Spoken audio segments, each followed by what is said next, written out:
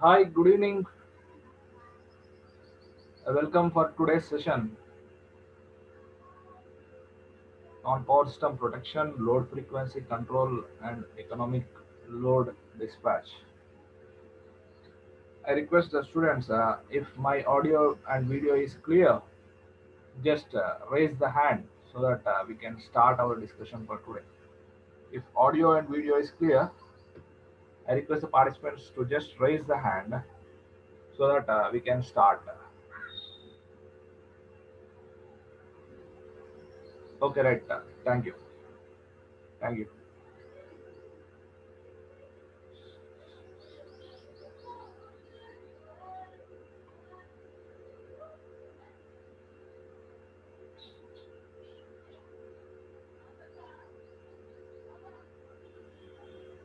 Good evening, everyone.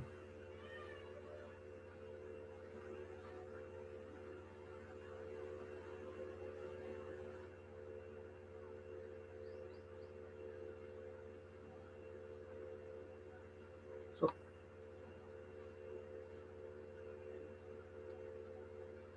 now let us start our discussion for today. Okay. Our topic is power system protection, load frequency control, and economic load dispatch. Okay. Now, before starting power system protection, let us first define what do you mean by power system?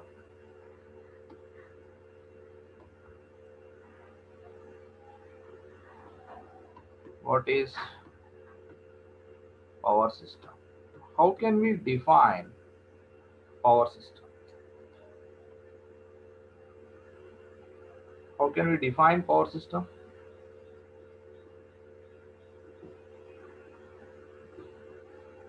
So power system consists of what? So if you observe the practical power system network, it consists of what? Power generation, followed by power transmission, followed by power distribution and utilization. So we can define power system as a system which deals with the principles of power generation, transmission, distribution, and utilization of electrical energy. So how can we define power system?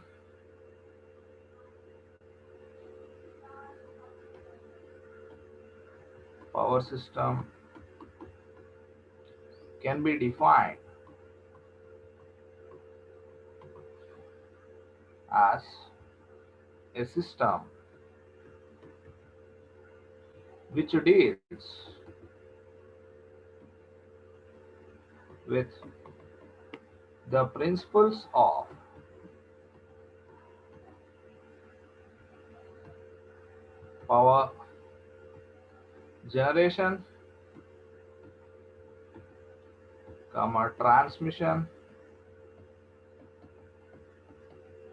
power generation, transmission, distribution, and utilization.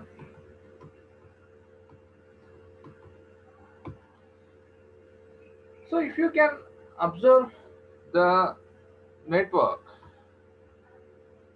it consists of what? Power generation unit. What is the function of generator? What is the function of generator? Generator is nothing but it is a machine which converts the mechanical input to electrical power output. It is a machine which converts mechanical power to electrical power. As of now, majority of the power share that we are getting is from thermal plants and hydel plants. In case of thermal plants and hydel plants, we are using synchronous generators. We are using synchronous generators.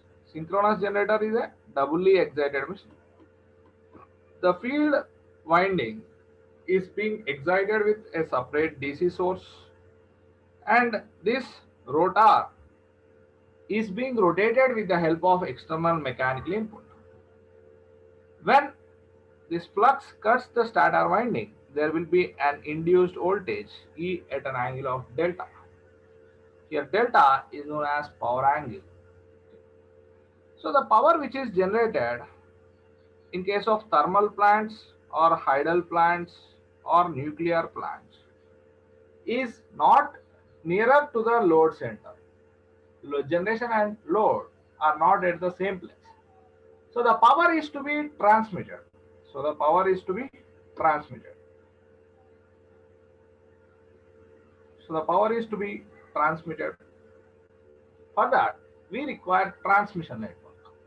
So generation is followed by transmission. As we know, the power transmission is done at increased voltage levels for reducing the transmission line loss and improving the transmission efficiency.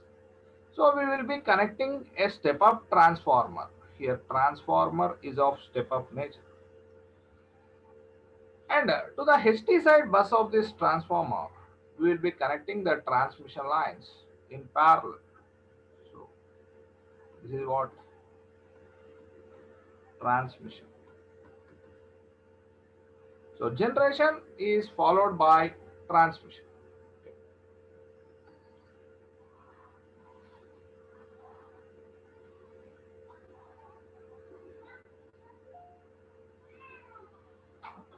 So the power which is generated is to be transmitted by using this transmission network. But the transmission level of voltages are very high. For example, generation voltage range will be what around 11 kV to maximum of 33 kV. This is generation voltage level. Generation voltage range. Voltage range. But the power transmission is done at increased voltage levels. So transmission level of voltages are very high, such as extra high voltage level. EHV means what? Extra high voltage level, that is 66 kV, 132 kV, 220 kV level, and modern extra high voltage, modern EHV level, that is 400 kV network. Ultra high voltage level,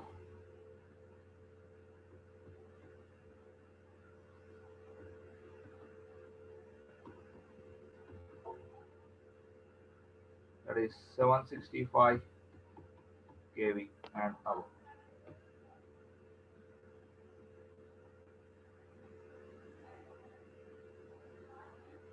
Is there any problem?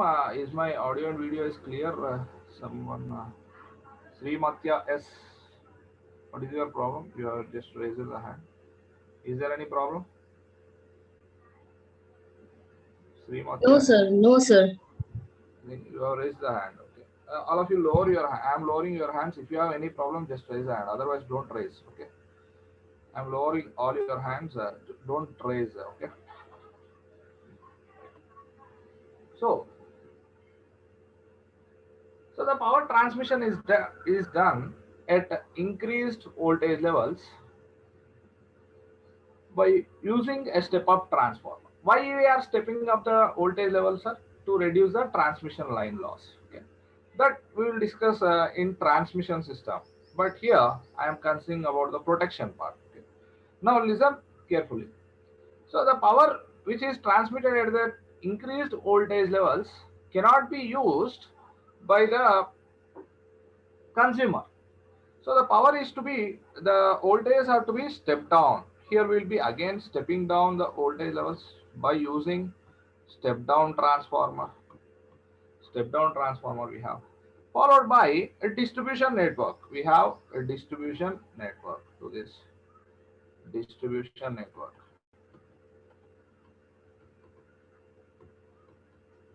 So to this distribution network we have step down transformers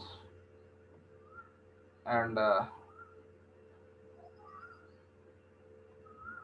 this distribution network, the consumers will be connected. Consumer A, consumer B, and consumer C. Let it be.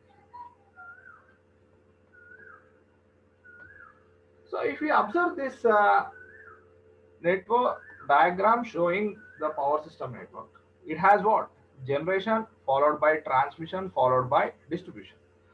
So that's why I have defined power system as a system which deals with the principles of power generation, transmission, distribution, and utilization, or generation, transmission, distribution, and utilization of electrical energy. Okay.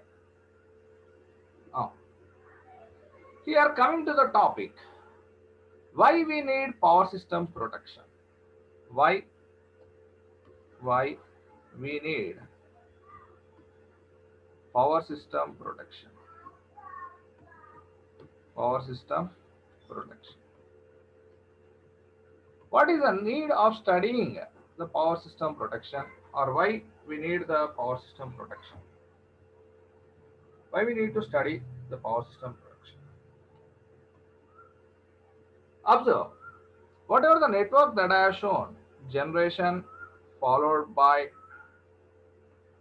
transmission followed by distribution followed by distribution is experiencing faults. Is experiencing what? Faults. What are the faults that the network may experience? Suppose if you analyze with respect to transmission system, what are the faults that the network may experience? The faults may be of two types. One is open circuit faults, and the other is short circuit faults. One is open circuit faults and the other one is short circuit faults. Okay. So the network may experience faults. One is open circuit faults and other one is short circuit faults.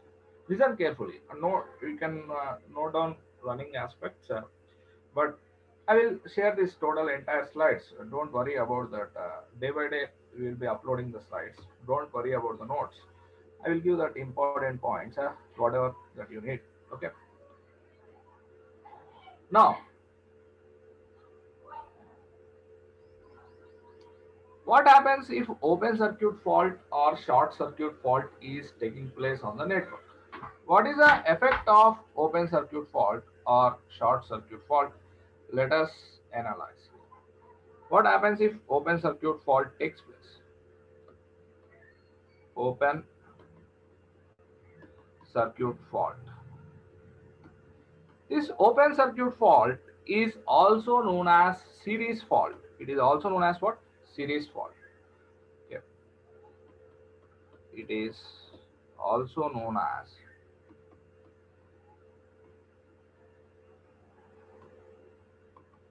series fault. Open circuit fault is also known as what? Series fault. When you can say that there is an open circuit fault is taking place on the network, and what are the consequences of open circuit fault? Now let us analyze. Okay. First of all, why the open circuit fault may takes place? Open circuit fault may be due to open circuit fault is maybe due to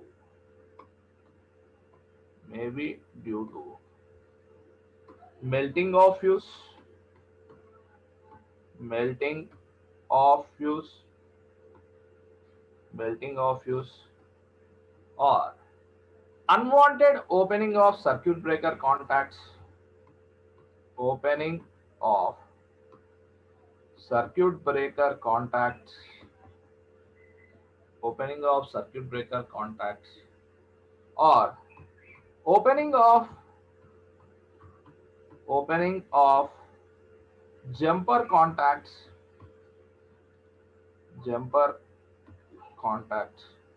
opening of jumper contact.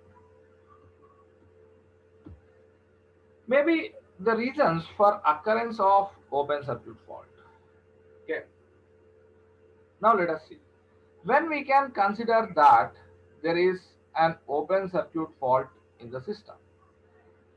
So as we know, the generation is three phase. Generation is three phase. And the transmission is also three phase. Generation is three phase, transmission is three phase. During normal condition, during normal condition, whatever the mechanical input that has been given, whatever the mechanical input that has been given is converted into electrical power output and delivered to load. This is during normal operation. Now, let us consider case 1. Melting of fuse, melting of fuse or opening of circuit breaker contacts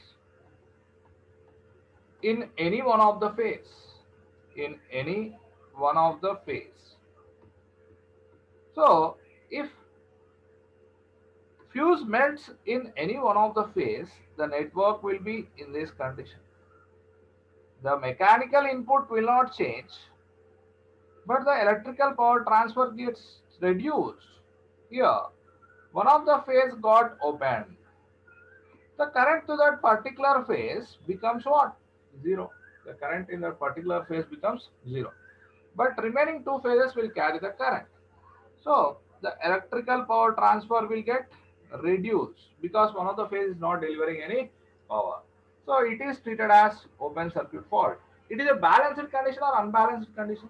It is an unbalanced fault because two phases are carrying the power, one phase is not carrying any power. Okay. So it is treated as a fault. It is treated as a fault. It is treated as a fault. Okay. Now let us consider the second case, case 2. Out of three phases, if any of the two phases got opened, out of three phases, listen carefully, sir. Out of three phases, if any of the two phases got opened, but the third phase is delivering the power, so this is zero. So this two phases, but the third phase is delivering the power. So mechanical input is same, but the electrical power transfer got reduced because these two phases are not delivering any power. So any of the two phases, any of two phases got disconnected, or we can say that melting of fuse or opening of circuit breaker contacts in any of two phases. Melting of fuse, melting of fuse or opening of circuit breaker contacts in any of two phases, any of two phases. In this case also the fault is resulting in unbalanced operation, and it is also treated as a fault. It is also treated as a fault. It is also treated as open circuit fault. Open circuit fault. So here we have analyzed two different conditions. First one is melting of fuse or opening of circuit breaker contacts in any one of the phase. And in the second case, I have taken melting of fuse or opening of circuit breaker contacts in any of the two phases. It is also treated as open circuit fault. Now let us go for the third case. That is case 3. In this third case, if all the three phases got disconnected, out of three phases, if all the three phases got disconnected, then if all the three phases all the three phases got disconnected, the alternator will be under what condition? There will not be any electrical power transfer. Electrical power transfer is zero. Alternator is under what condition? No load condition. It is under what condition, sir? No load condition. So it is not treated as a fault. If all the three phases are disconnected, if all the three phases three phases are disconnected,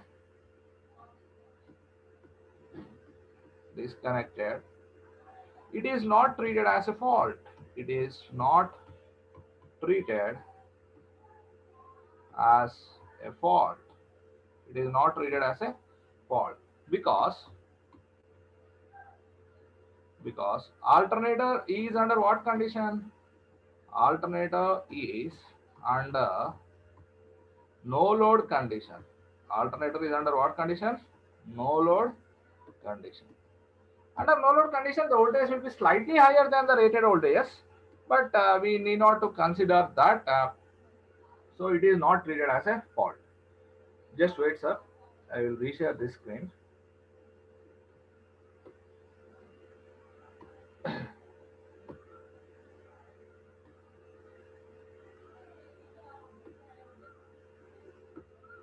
Okay, right.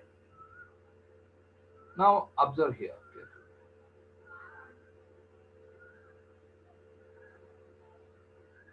So if all the three phases are disconnected, it is not treated as a fault because it is under what condition? No load condition. So when we can consider it as an open circuit fault, now let us revise this. Open circuit fault is also known as what? A series fault.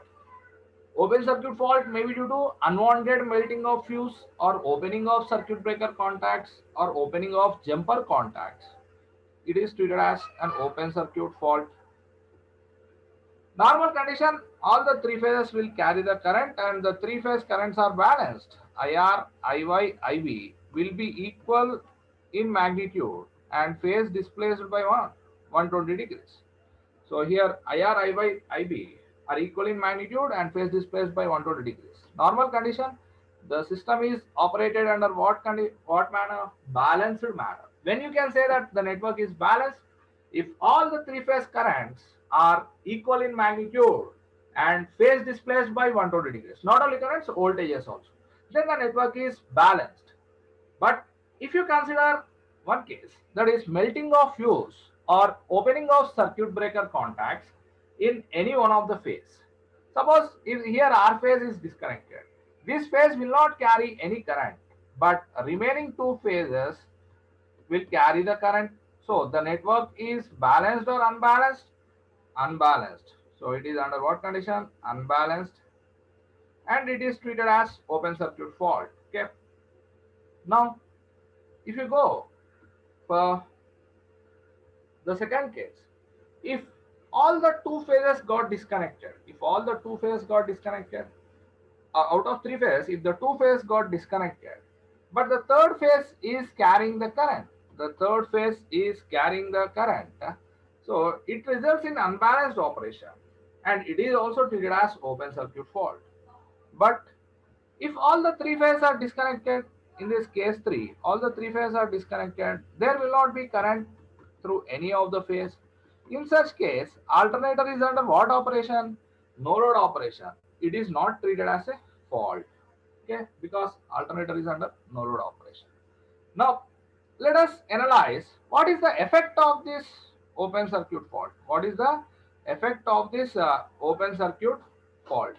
What happens if the open circuit fault takes place in the network? Now, let us analyze that. What is the consequence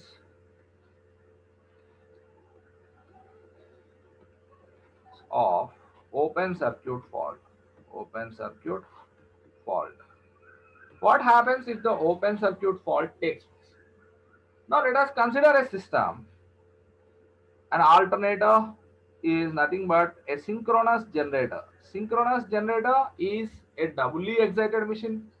The field winding of the synchronous generator is excited with a separate DC source.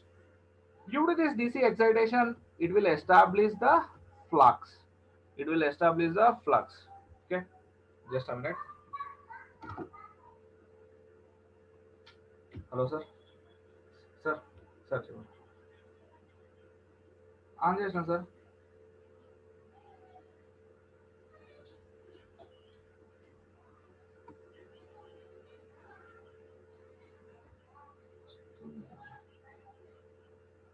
Uh, I request the students, if my audio and video, including camera, is clear, please raise the hand.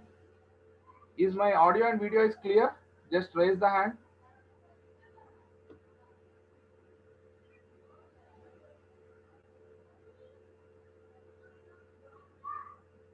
Is my audio and video clear? Just raise the hand. Yeah, clear or not?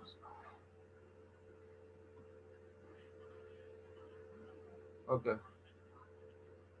okay, okay, okay, okay.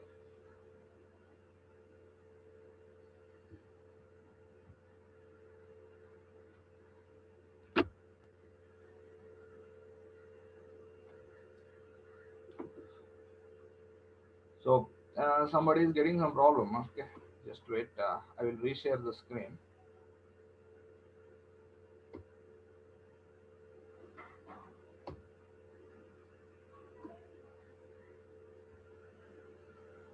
Correct. I think if my audio and video is clear, now let us continue. Okay. Don't worry, sir. Okay, I will revise this once again. Okay, if you are, we'll start from here. Consequence of open circuit fault. What happens if the open circuit fault is taking place in the network? What is the effect of open circuit fault in the network? Let us observe here. Okay, so generator is nothing but it is a machine which converts the mechanical input to electrical power output. Mechanical power is converted to what? Electrical power. So here, whenever you are giving the mechanical input and you are rotating this rotor, this flux cuts the stator winding and induces the voltage E at an angle of delta. So generator is three phase or single phase? Generator is three phase. So we are generating the power in a three phase manner. So we have three outputs R, Y, B, three generator terminals. So these generator terminals are connected to a bus bar placed here. So there will be a generator bus bar, and the outputs of the generator are connected to this bus bar. So as I have said, the generation voltage levels are in the range of 11 kV to 33 kV. But the power is to be transmitted at increased voltage levels to improve the efficiency of the transmission network and to reduce the transmission line losses. Okay. Now, here we need a transformer. The transformer that is used is also a three-phase transformer. The transformer that is used in the network is also a three-phase transformer. So there will be a bus bar on LT side and HT side. So whatever the bus bar to which the generator is connected to the LT side of the transformer. Transformer will have LT side and HT side. LT side means low tension side. HT side means high tension side. R phase is connected to R phase. Y phase is to be connected to Y phase and B phase is connected to B phase. And the HT side of the transformer will be connected to the HT side bus bar. And to the HT side bus bar, the transmission lines will be connected. As I said, the generation is three phase and transmission is also three phase. Transmission is also three phase. Generation is three phase and transmission is also three phase. So how do you model the transmission line? How do you represent the transmission line electrically? How do you represent the transmission line electrically? The transmission line is electrically represented as series combination of resistance and inductance. Listen, sir. Transmission line is represented as series combination of resistance and inductance. R and L. And shunt capacitance, each phase, R phase, Y phase, and D phase. Transmission line is modeled using series combination of what? Resistance and inductance and a shunt capacitance. So this is the modeling of what? Transmission line. Now observe here. This is the transmission line.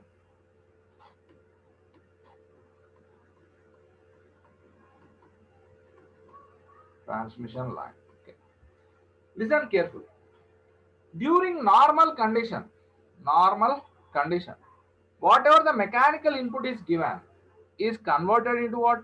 Electrical power output, and it is being delivered to load. During normal condition, whatever the mechanical input is given is converted into electrical power output, and it is delivered to load, and it is being delivered to load. So there is no unbalance between mechanical input and electrical power output. So now let us analyze the situation first during normal operation. During normal condition, whatever the mechanical input, whatever the mechanical input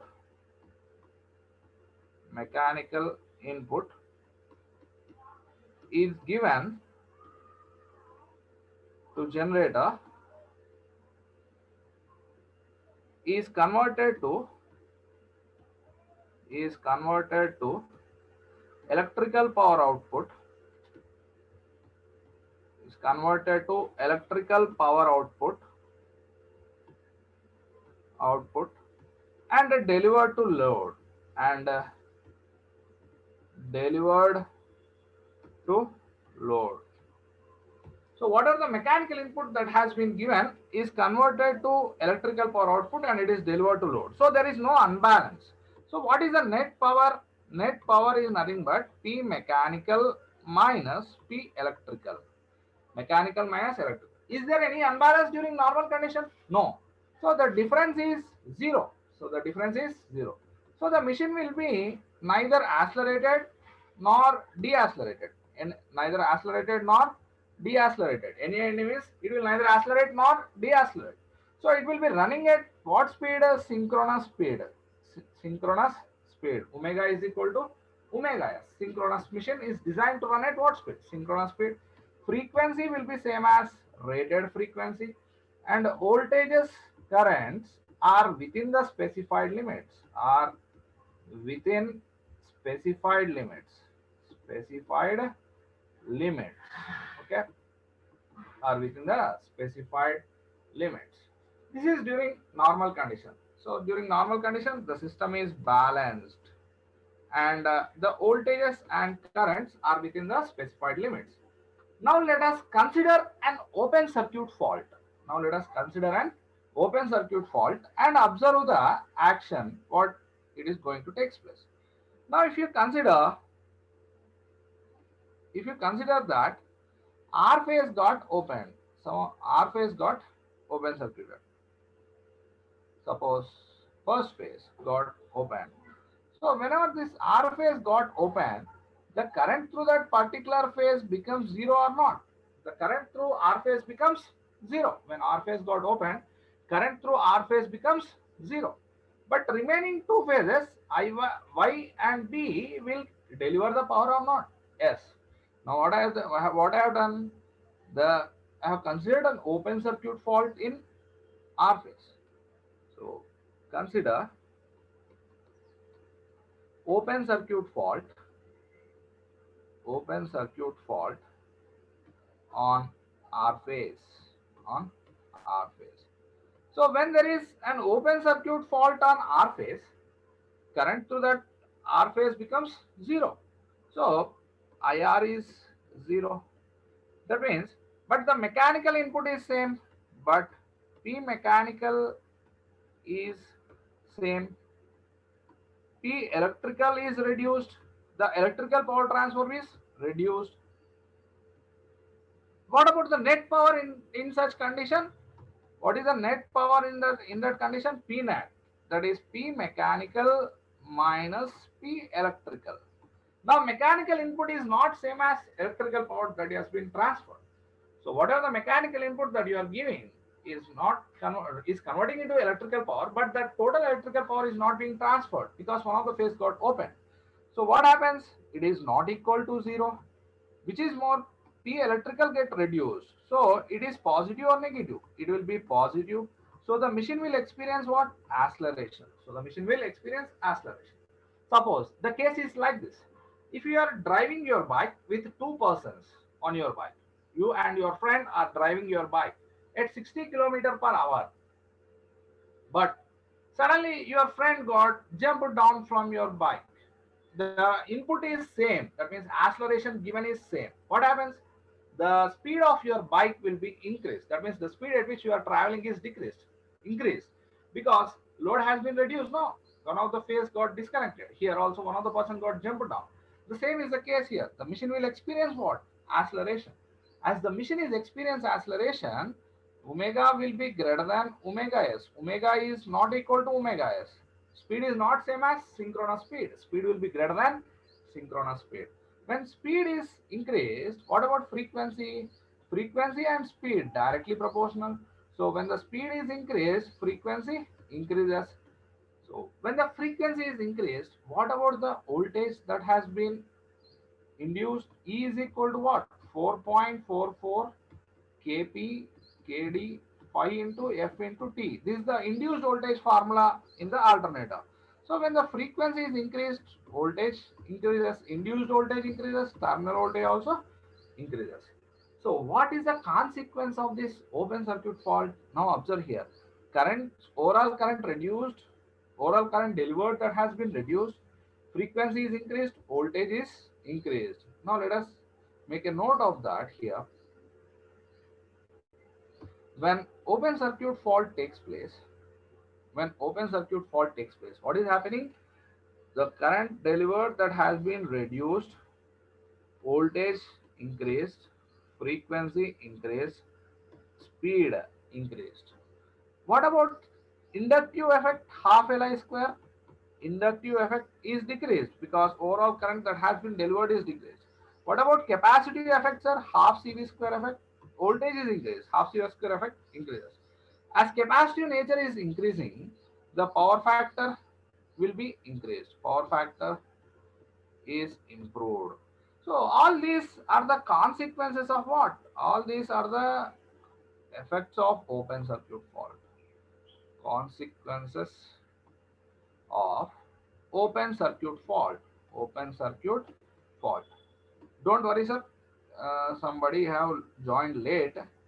Uh, they are they have missed. They are thinking that they have missed something. Okay, just I will just revise. So just listen carefully, sir. How we can define power system? What do you mean by power system? If you observe the power system network diagram, it consists of what? Generation, followed by transmission, followed by distribution, and followed by utilization. So power system can be defined as what? A system which deals with the principles of power generation, followed by transmission, followed by distribution and utilization. Okay. So here I have shown a single line diagram, rough diagram. Why we need power system protection? What is the need of having the power system protection? What is the need of having the power system protection? Why we need power system protection here? Why we need to study the power system protection? Because this network is experiencing faults. This network is experiencing what? Faults. What are the types of faults that the network may experience? Open circuit faults or short circuit faults. Now I have taken up the open circuit faults. This open circuit fault is also known as what? Series fault. Why? When we can say that there is an open circuit fault in the system? When we can say that there is an open circuit fault in the system?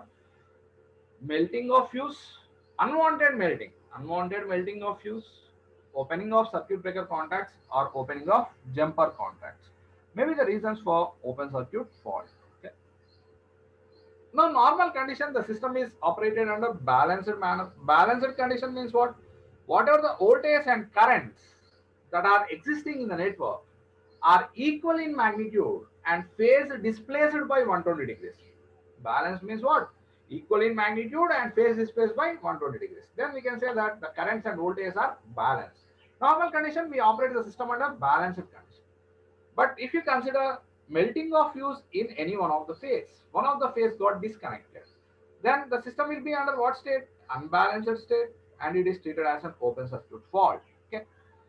Now, if you consider the case 2, if two phases got disconnected out of three phases, if two phases got disconnected, then also the system is under what condition? Unbalanced operation. It is also treated as an open circuit fault. Okay, melting of fuse or opening of circuit breaker contacts in any of the two phases is also treated as an open circuit fault. Now, if you consider the case 3, if all the three phases got disconnected, then it is not treated as a fault. It is not a fault, because the alternator is under what condition? No load condition. So it is not treated as a fault. Okay. Now let us consider what happens if open circuit fault is taking place in the network. What happens if the open circuit fault takes place in the network? Okay. During normal condition, whatever the mechanical input that has been given is converted into electrical power output and delivered to load during normal operation. So normal condition, P mechanical is same as P electrical. So the net power is what? 0. So the machine will neither accelerate nor deaccelerate. Suppose if you are driving your bike on a straight road, there are no obstacles. Driving at 60 km per hour, your input is same. So will there be any acceleration or deacceleration? No. You are continuously driving at 60 km per hour. So machine will run at synchronous speed. Frequency will be same as rated frequency. Voltages and currents are within the specified limits. Voltages and currents are within the specified limits. Now, if you consider an open circuit fault, suppose if the R phase got open, then what happens? The P mechanical input will be same, but the electrical power transfer got reduced. So the machine will experience what? The net power is not 0. The machine will experience what? Acceleration. So when the machine is experiencing acceleration, speed increases. Omega is greater than omega s. Frequency will increase. So when the frequency increases, automatically voltages will be increased. Induced voltage increases. Because induced voltage relation in alternator is what? 4.44 kp kd phi into f into t. So what is the net effect of open circuit fault? Current magnitude is reducing, overall current reduced, voltage increases, frequency increases, speed increases, half L square decreases, half C square decreases. What is the problem with this open circuit fault? So here if you observe, it is experiencing what? Here the network is experiencing what? Over voltage. Due to open circuit fault, the network may experience what, sir? Over voltages. Now what happens if over voltage takes place? Now let us analyze here. What happens if the over voltage takes place? What happens? Any electrical equipment, if you consider, how you can analyze any electrical equipment? You consider any electrical equipment, how you can analyze? Okay. If you consider fan winding consists of what? Conductor and insulation. Okay. If you take transmission line consists of what? Conductor and insulation. If you take a distribution line, it also consists of conductor and insulation. If you consider an underground cable, it also consists of an conductor and insulation.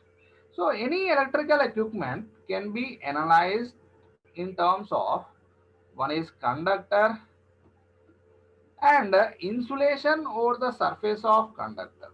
So you can take any electrical equipment, you can analyze it as what? Conductor and insulation over the surface of conductor. How do you decide the size of the conductor or area of cross section of the conductor? How do you decide the size or area of cross section of the conductor? Size or area of cross section. Size or area of cross section of conductor. How do you decide? How do you calculate the current density, sir? How do you calculate the current density? Current density J current density J is nothing but current per unit area. Current per unit area. From this, what we can say, area of cross section is directly proportional to what? Current carrying capacity. Area of cross section is directly proportional to current carrying capacity.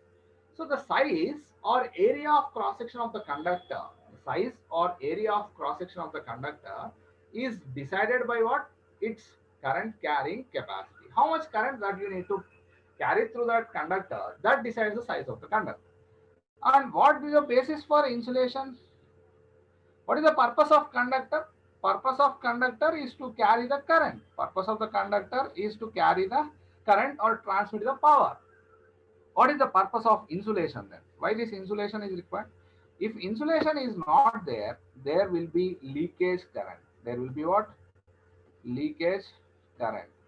Leakage current you should not allow. Leakage current should be what? Zero. So how can we maintain the leakage current as zero? By using this insulation. By using the insulation. So the purpose of insulation is to avoid the leakage current. How do you decide the thickness of insulation? Thickness of insulation. Thickness of insulation is based on operating voltage. Is based on operating voltage. So based on the operating voltage, we will decide the thickness of insulation. Okay. So I will write down these points. Any electrical equipment. Any electrical equipment. Any electrical equipment can be analyzed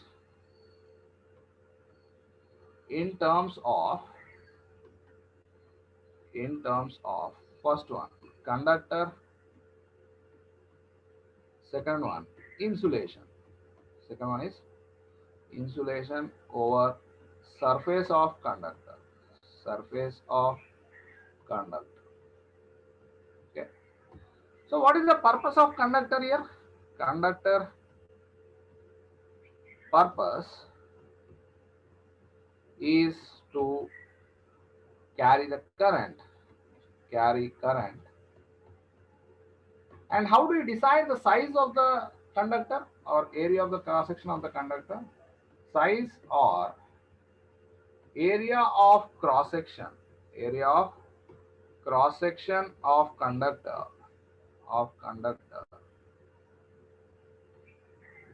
is based on its current carrying capacity, carrying capacity current carrying capacity. Okay, so how do you decide the size or area of cross section of the conductor? Based on its current carrying capacity.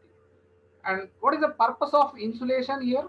What is the purpose of insulation? Purpose of insulation is to avoid the leakage current. Purpose of insulation is to avoid the leakage current. Just a minute, sir.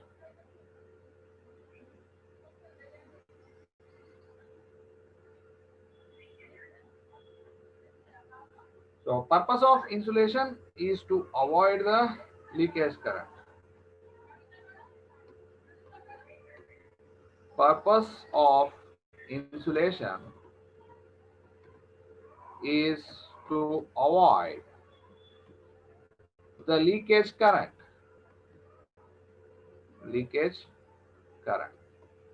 Insulation purpose is to avoid what? Leakage current. How do you decide the thickness of insulation? Thickness of insulation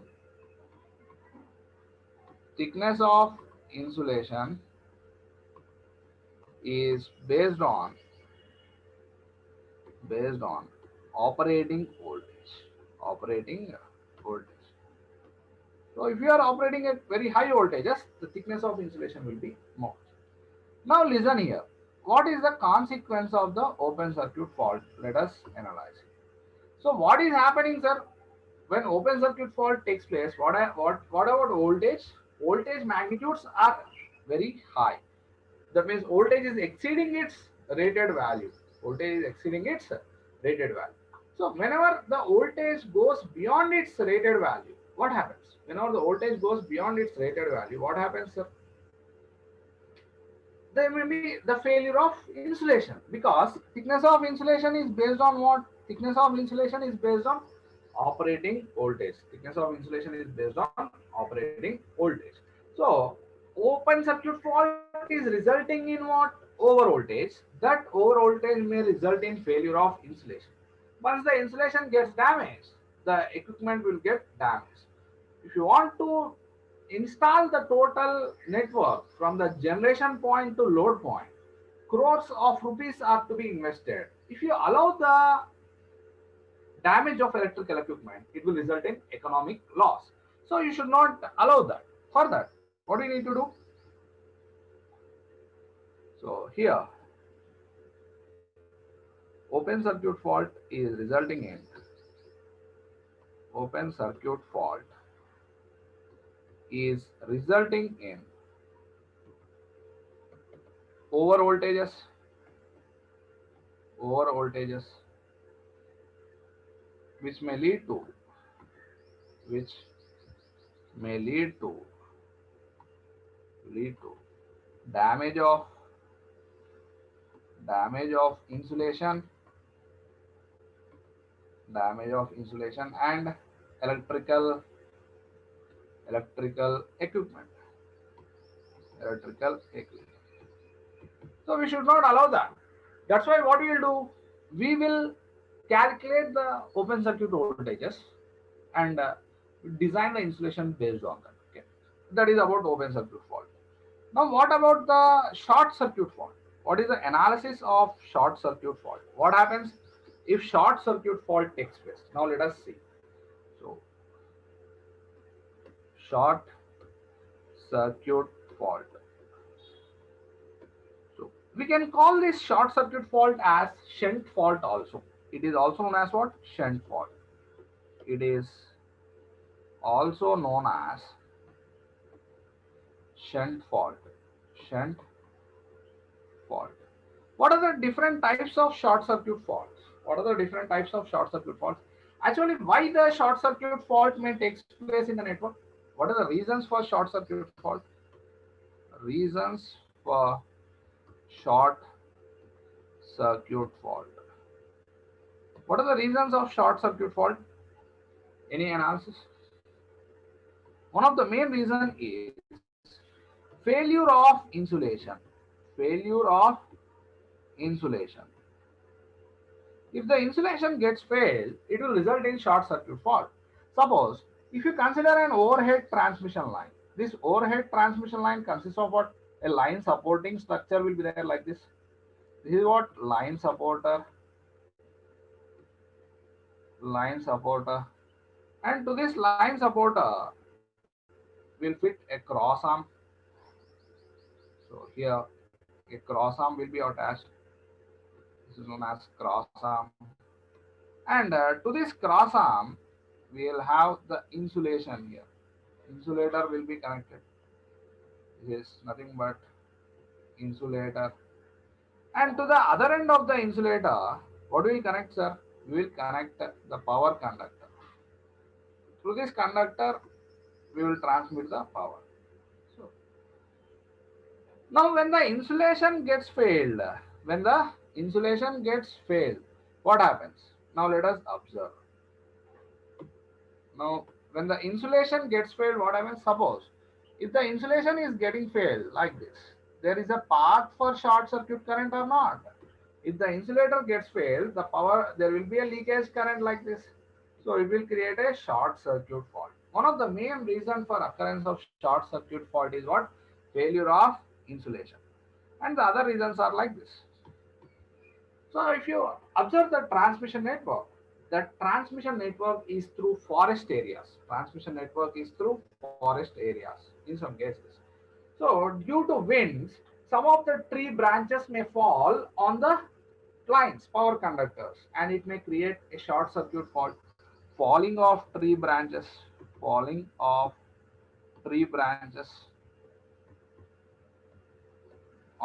power conductors may create a short circuit fault, or Collapsing of supporting towers due to floods. Due to floods, supporting towers may get collapsed. It may also create a short circuit fault. Collapsing of supporting towers. Supporting towers may create a short circuit fault in the network. Okay, and the other reasons may be like birds or snakes bridging the gap between the cross arm and conductor. Birds or snakes bridging bridging gap between cross arm and conductor. Like if you consider this is a transmission tower, this is a transmission tower, and to this transmission tower this cross arm connected, and here we have an insulator connected to this, and to the other end of the insulator we have a conductor.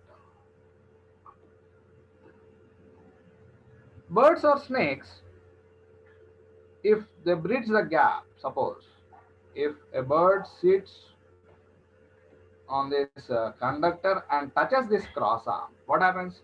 It is creating a short circuit fault like this. It is creating a short circuit fault like this. Okay, so like this, there is a path for short circuit. So it is also known as bird fault. It is also known as bird fault. So these faults are common in distribution system. In distribution system, we can observe these bird faults most common. Birds or snakes bridging the gap between the cross arm and conductor. Or the other reason may be snatching, snatching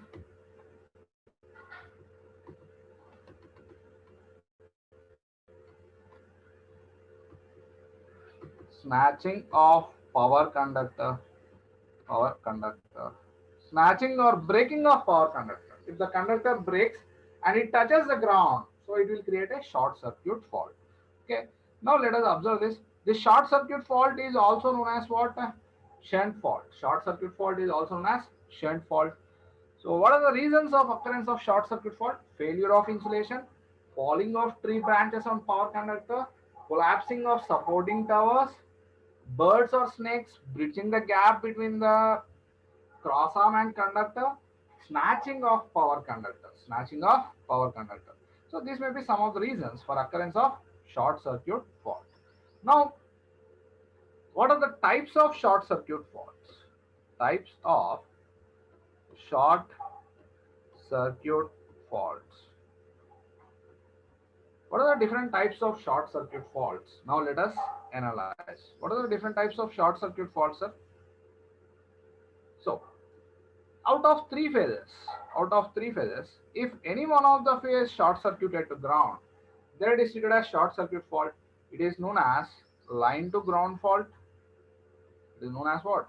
Line to ground fault. Line to ground fault or LG fault. It is also known as line to ground fault or LG fault. Out of three phases, if any of the two phases are short circuited, then it is also treated as a short circuit fault. It is known as line to line fault, line to line fault or LL fault. It is also known as line to line fault or LL fault. Out of three phases, out of three phases,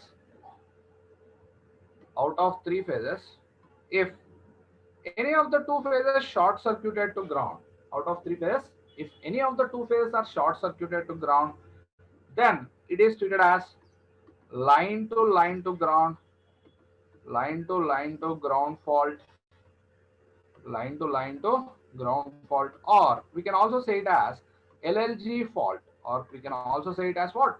LLG fault. Okay, or out of three phases, if all the three phases are short circuited, then also it is treated as short circuit fault. It is known as line to line to line fault, line to line to line fault, line to line to line fault, or triple L fault, or three phase fault. All are same. Or out of three phases, if all the three phases are short circuited to ground, then it is also a short circuit fault. It is treated as line to line to line to ground fault, or triple LG fault, triple LG fault. These are the 5 different types of short circuit faults that the network may experience. What are the different types of short circuit faults? First one is line to ground. That means any one of the phase short circuited to ground. Line to line, any of the two phases short circuited.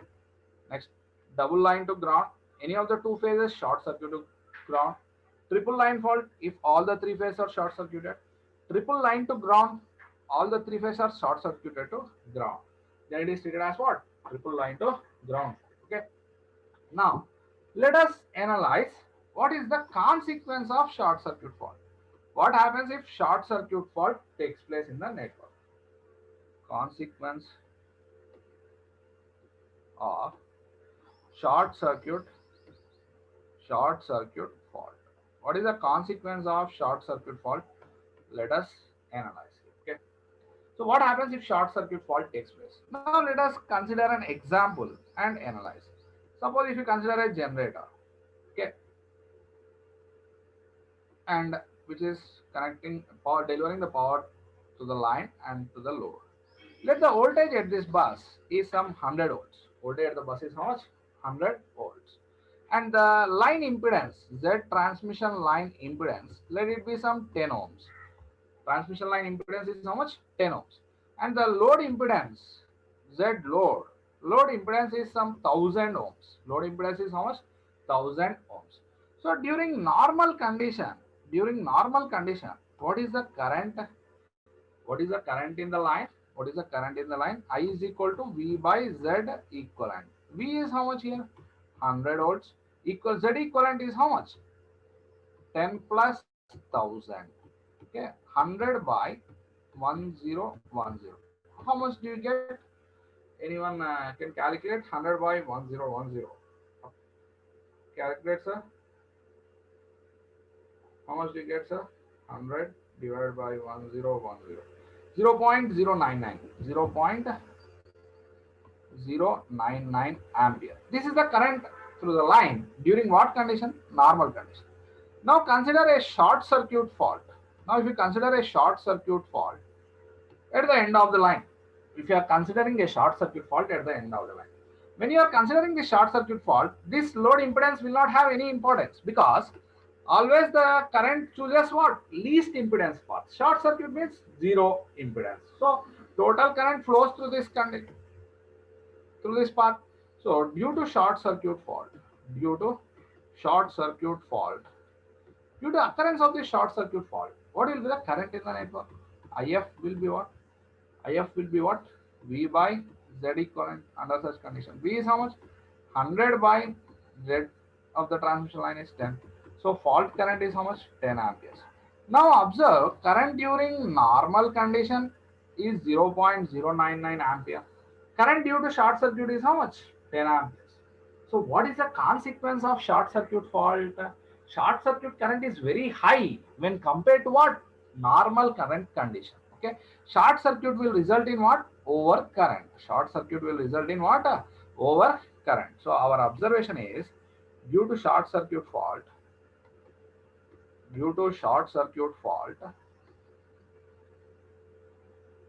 current magnitude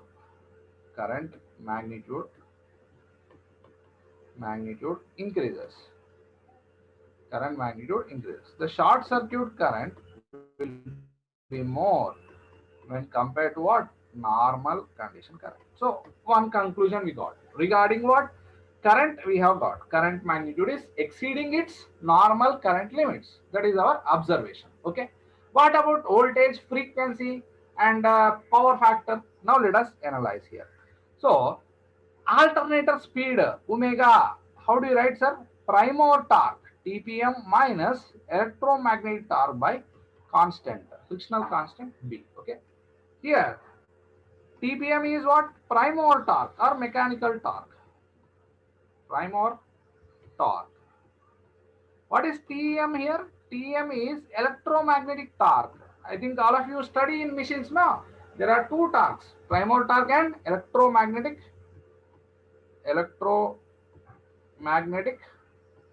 torque. Okay, electromagnetic torque. Here, don't worry, sir. If you have any doubts, I will take a doubt session at the end. Don't be in a hurry. Okay. TEM is electromagnetic torque. TEM is electromagnetic torque. TEM is directly proportional to what? Flux into current. Electromagnetic torque is directly proportional to flux into current. But due to short circuit condition, the current magnitude is more. The current magnitude is more. So electromagnetic torque demanded will be more. It is resulting in overcurrent. No? So whenever the current magnitude is more, electromagnetic torque demanded will be more. What about prime mover torque will be same. TPM minus TM gets decreased. Okay. Now what about speed? Omega is directly proportional to what? TPM minus TM. So here this difference is reduced, so omega reduces. Speed is reducing, so frequency reduces. Frequency is reduced, so automatically voltages will be reduced because induced voltage directly proportional to what? Frequency. So now what is the effect of the short circuit fault? Due to short circuit fault, what is happening, sir?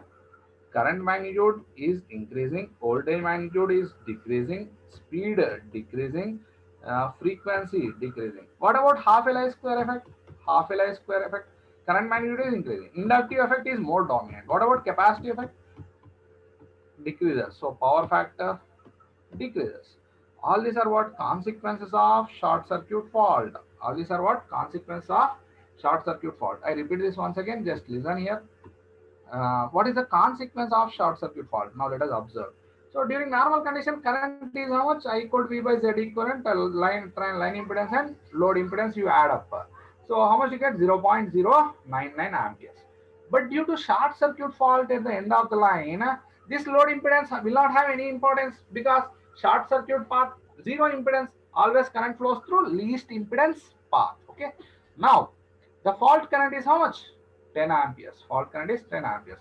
Normal current is 0.099 amperes. In this case, that I have considered the example here. So, what is our observation? The fault current is very high. So, short circuit current is resulting in very high magnitudes of current. What about speed? Omega. This is the alternator relation, sir. Omega. In control systems also you will be learning torque balance equation. No? Omega is equal to TPM minus TMB. Here TPM is what? Prime mover torque. TM is what? Electromagnetic torque. TPM is due to mechanical input. TM is electromagnetic action. So our short circuit is resulting in overcurrent. Whenever the current magnitude is increasing, electromagnetic torque demanded increases. So the difference of this gets decreased. Difference of this is getting decreased. So speed decreases, frequency decreases, voltage reduces. So what are the consequences of short circuit fault? Current magnitude is increasing, voltage magnitude decreases, speed decreases, half Li square effect increases, half C square effect decreases. What is the problem here? Problem in short circuit fault is due to what? Voltage decreasing will not create any problem. Frequency decreasing will not create any problem. But increase of current, over current will create a problem. Why the over current will create a problem? Now let us analyze. Why this over current will create a problem? Now let us try to analyze here. Okay. Now observe here, sir.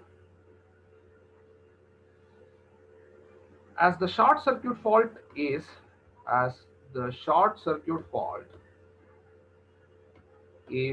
resulting in overcurrents, the network may experience the power system network may experience two types of stresses. One is thermal stress The network may experience two types of stresses, sir. One is thermal stress, and the second one is mechanical stress. Mechanical stress. One is thermal stress, and the other one is mechanical stress. Now let us analyze about this thermal stress. Thermal stress. Thermal stress means what?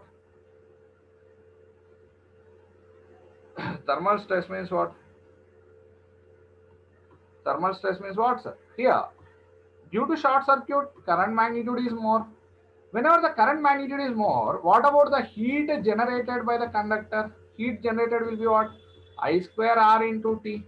So here the current magnitude is more, the heat generation will be more than its rated capacity. So when the heat, due to this overcurrent, it is resulting in what? Overheat generation. Overheat generation. Overheat generation or excessive heat generation will result in what? Due to excessive heat generation, what happens? Due to excessive heat generation, heat generated by the conductor,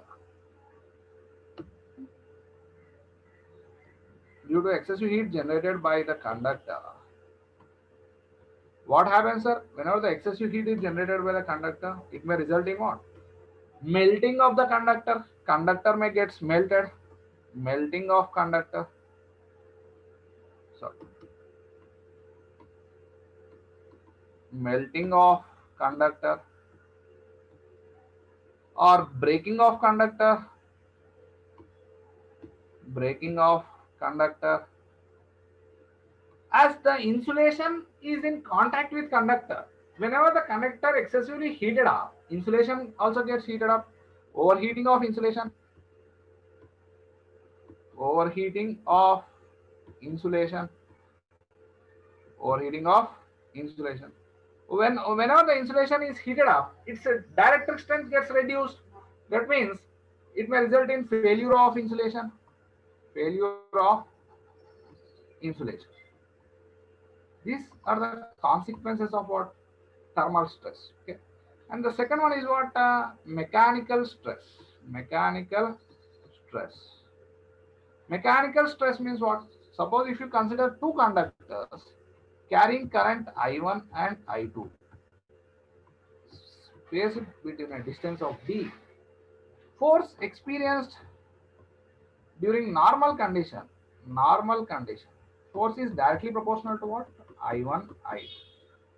So suppose during normal condition, I1 is equal to I2 is equal to I. So what do you get, sir? Force during normal condition directly proportional to I square. Now whenever the short circuit takes place, short circuit fault takes place, what happens? Fault takes place. Short circuit current is very high. Let short circuit current is 10 times the rated current. Then force during short circuit condition will be what? 10I square. That is 100 times the force experienced during normal condition. 100 into I square. So what does it shows? The short circuit force developed between the conductors will be very high when compared to the normal condition force. So due to this mechanical stress, the conductor may dislocate from its original position. So conductor may dislocated from original position. Original position. Okay. Conductor may get dislocated from its original position. Okay. Now let us observe this once again. What are the consequences of this short circuit fault? So what is happening, sir? Due to this short circuit fault, what is happening due to the short circuit fault? Overcurrent. Excessive currents are flowing in the conductor. So due to that, short circuit fault is resulting in increased magnitudes of currents. So current magnitude increases, speed decreases, frequency decreases, voltage decreases, but power factor also decreases. So it is resulting in what? Overcurrent. Overcurrent will result in what? Thermal stress and mechanical stress. Thermal stress is resulting in excessive heat generation in the conductor, which may result in melting of conductor, breaking of conductor, overheating of insulation, and failure of insulation. And this may damage the equipment, damage the electrical equipment, damage the electrical equipment. Okay, whenever the equipment is getting damaged, so it is resulting in what? Economical loss. So mechanical stress, the force experienced between the two conductors carrying the current may result in a dislocation of the conductor from its original position. So we have discussed about open circuit fault and short circuit fault. So, so why we need the protection? Now coming to the part, why we need the power system protection here? Because the network may experience faults. One is open circuit fault and the other one is short circuit fault. So I have gone through what is a open circuit fault. It is also known as what? Series fault, which may be due to unwanted melting of fuse or unwanted opening of circuit breaker contacts or jumper contact opening.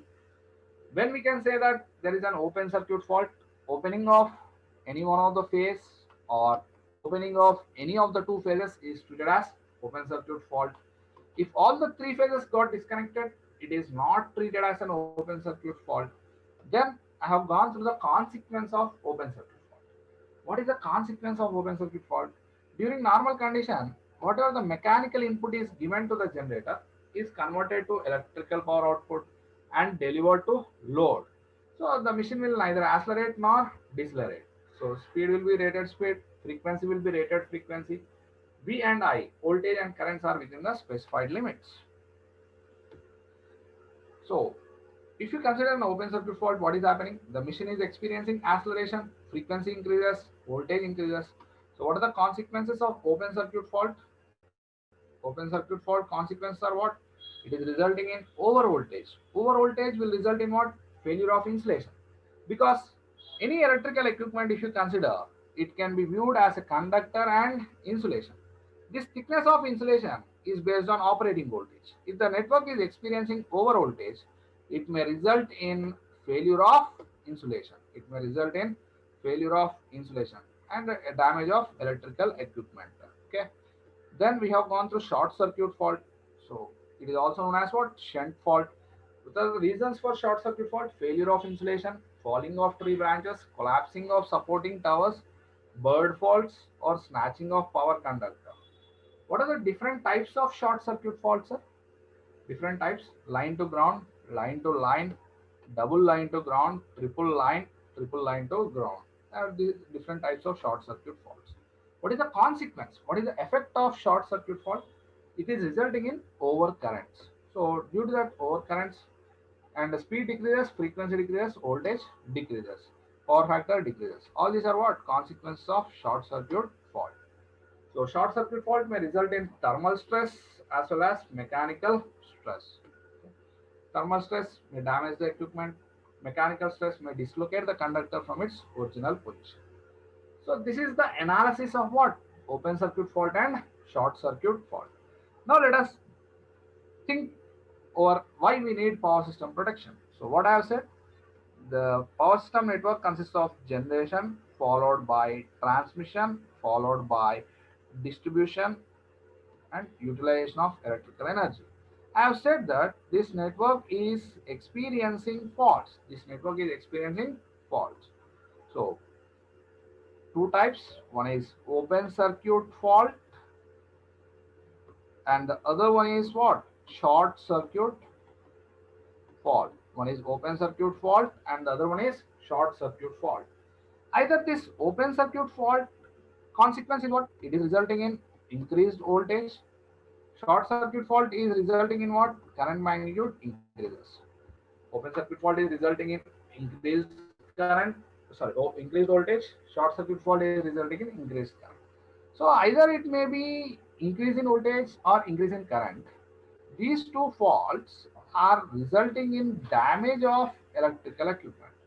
So these two faults are resulting in what? Damage of electrical equipment. Damage of electrical equipment.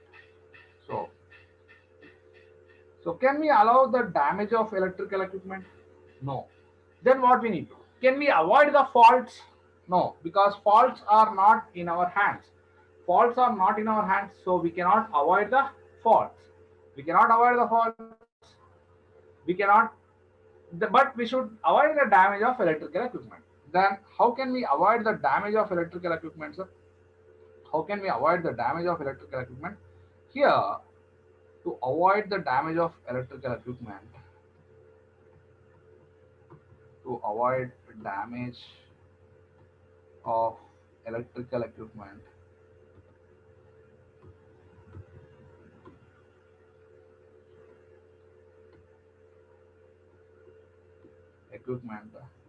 we need what? Protection. We need protection.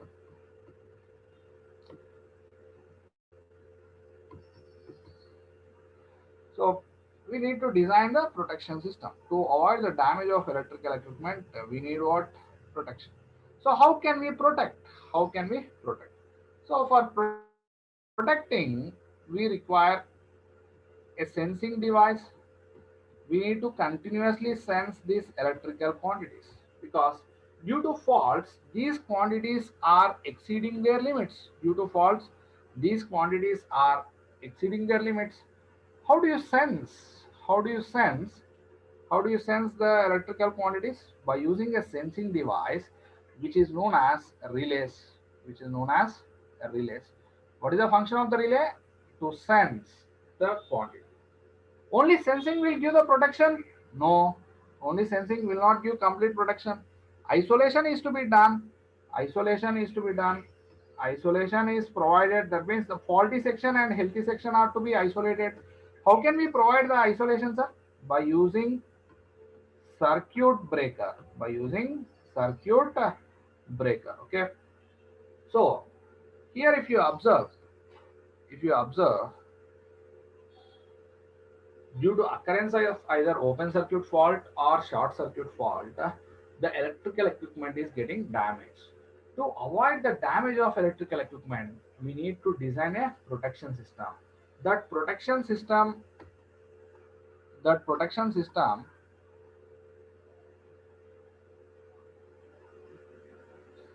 just wait a second.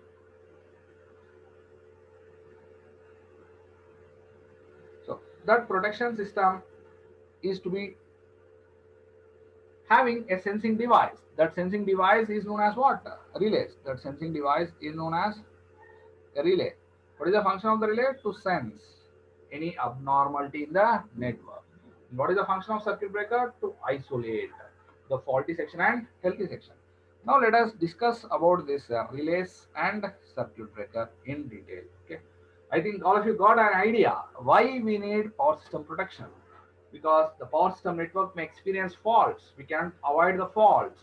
That faults are damaging the electrical equipment. To avoid the damage of electrical equipment, we need protection system. That means we need to sense this voltages and currents by using a sensing device which is known as what?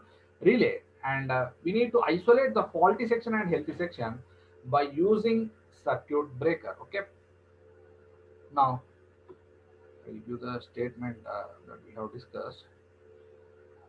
For establishing,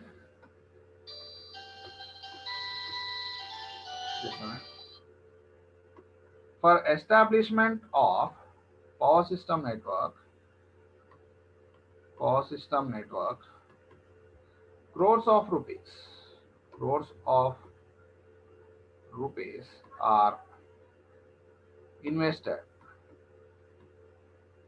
but the network experiences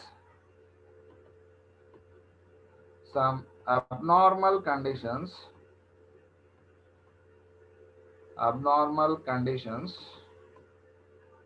in the electrical quantities, due to faults which may damage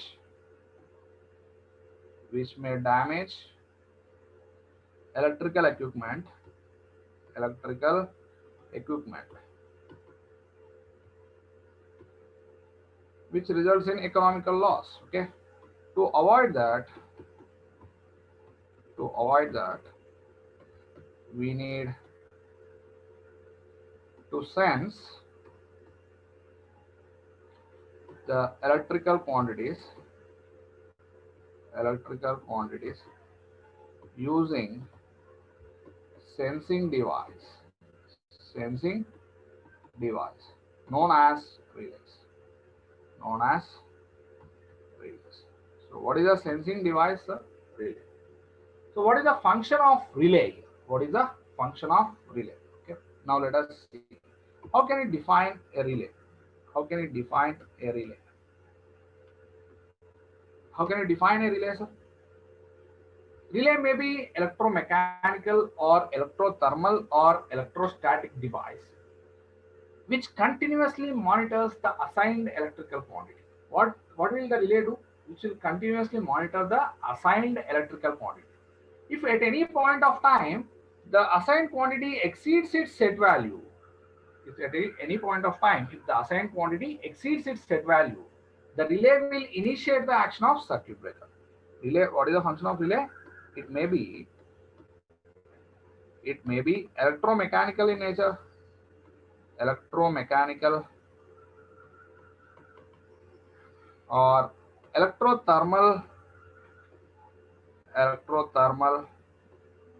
construction or electrostatic device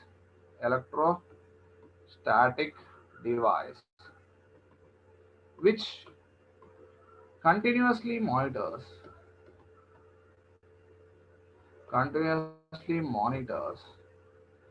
the assigned electrical quantity.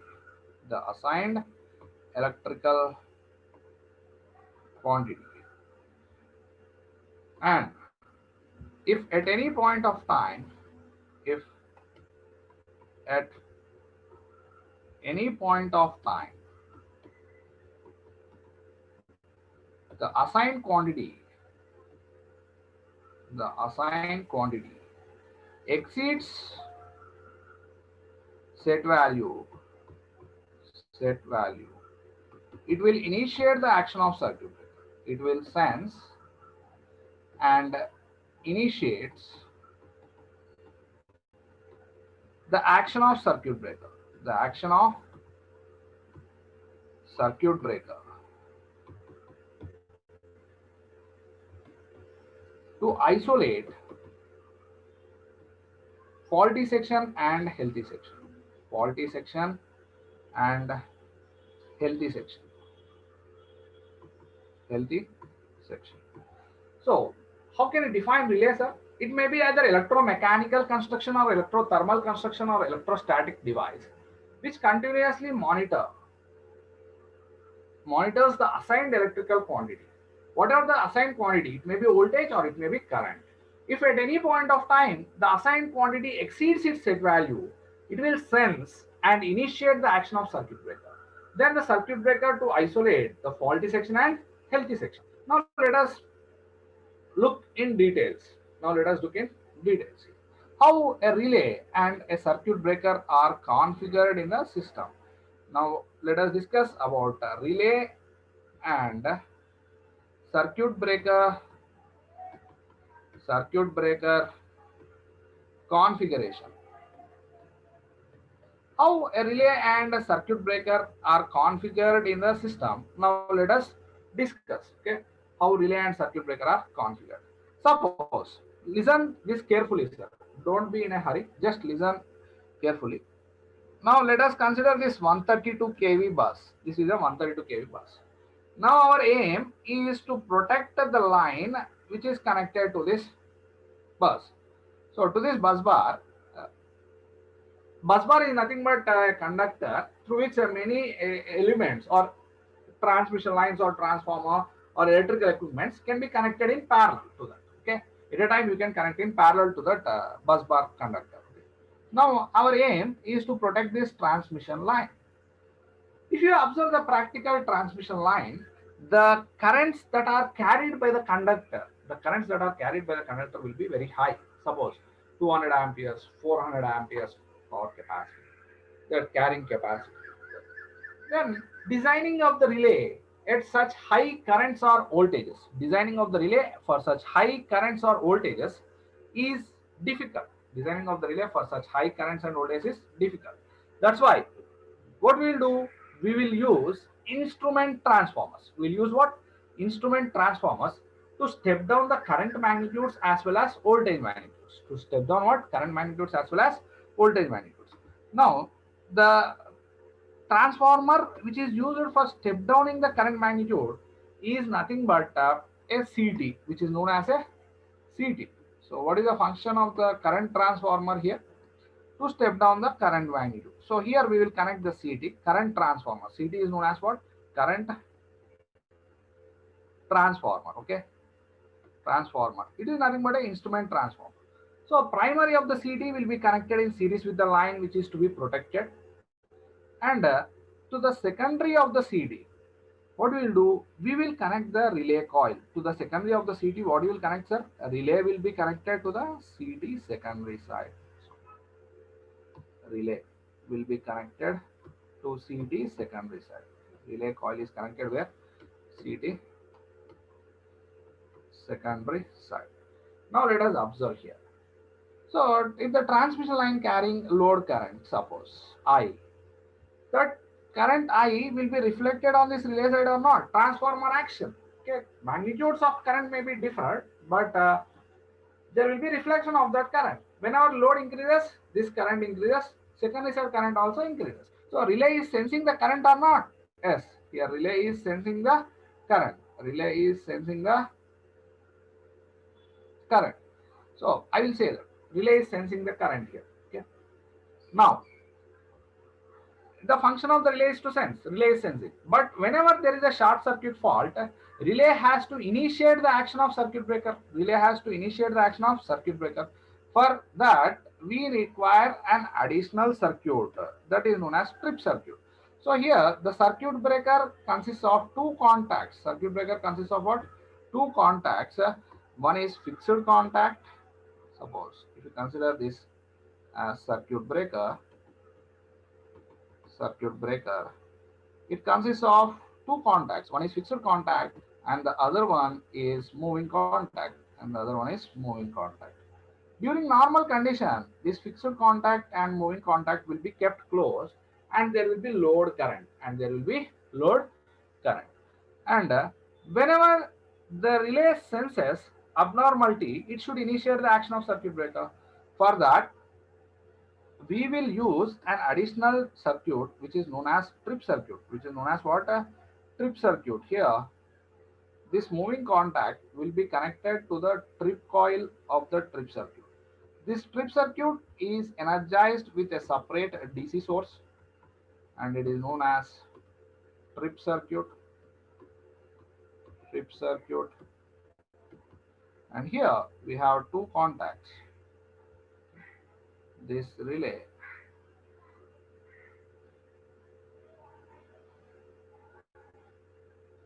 to this relay coil, we have a relay contact attached to the plunger. This is nothing but what? Relay contact attached. Now, this relay contact experiences two forces. One is operating force in this direction, and we will develop the restraining force by using spring here. Spring. Relay should operate only during what? Fault condition. This relay contact will be held in this position during normal operation. During normal operation, relay contact is in this position. Now observe. Now listen to this explanation carefully, sir.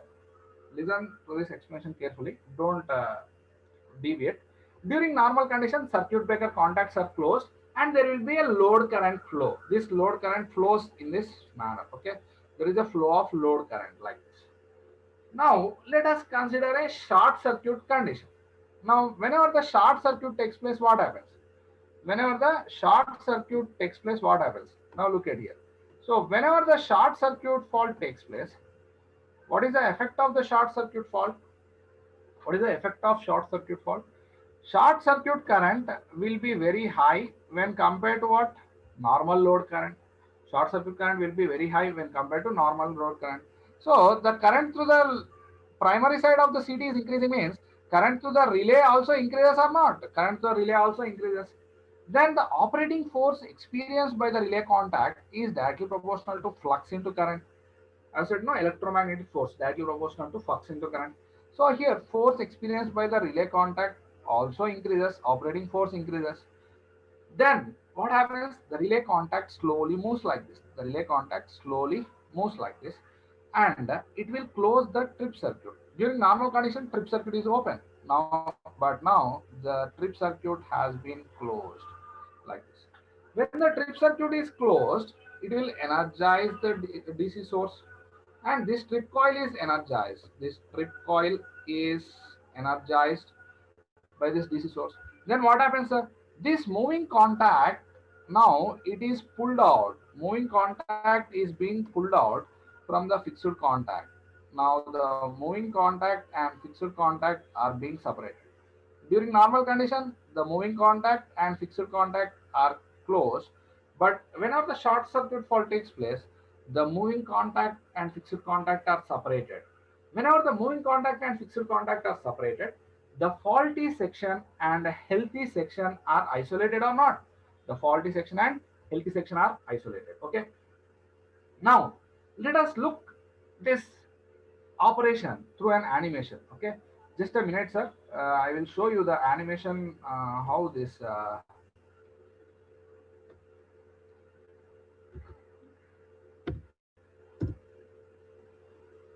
just a minute, please wait. I will show with an animation here so that it will be easier for you to view.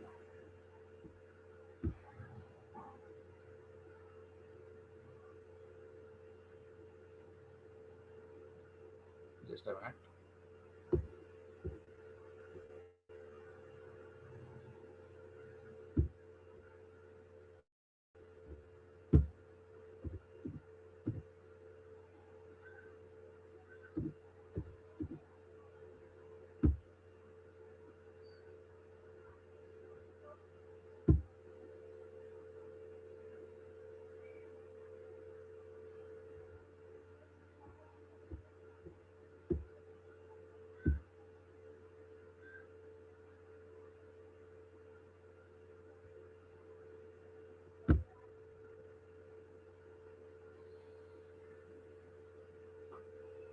Just a minute, sir.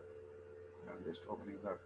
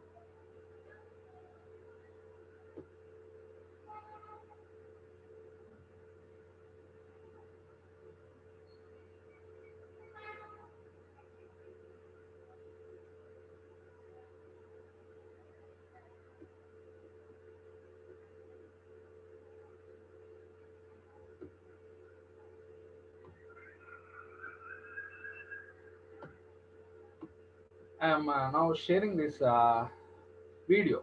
Okay. Now let us observe here.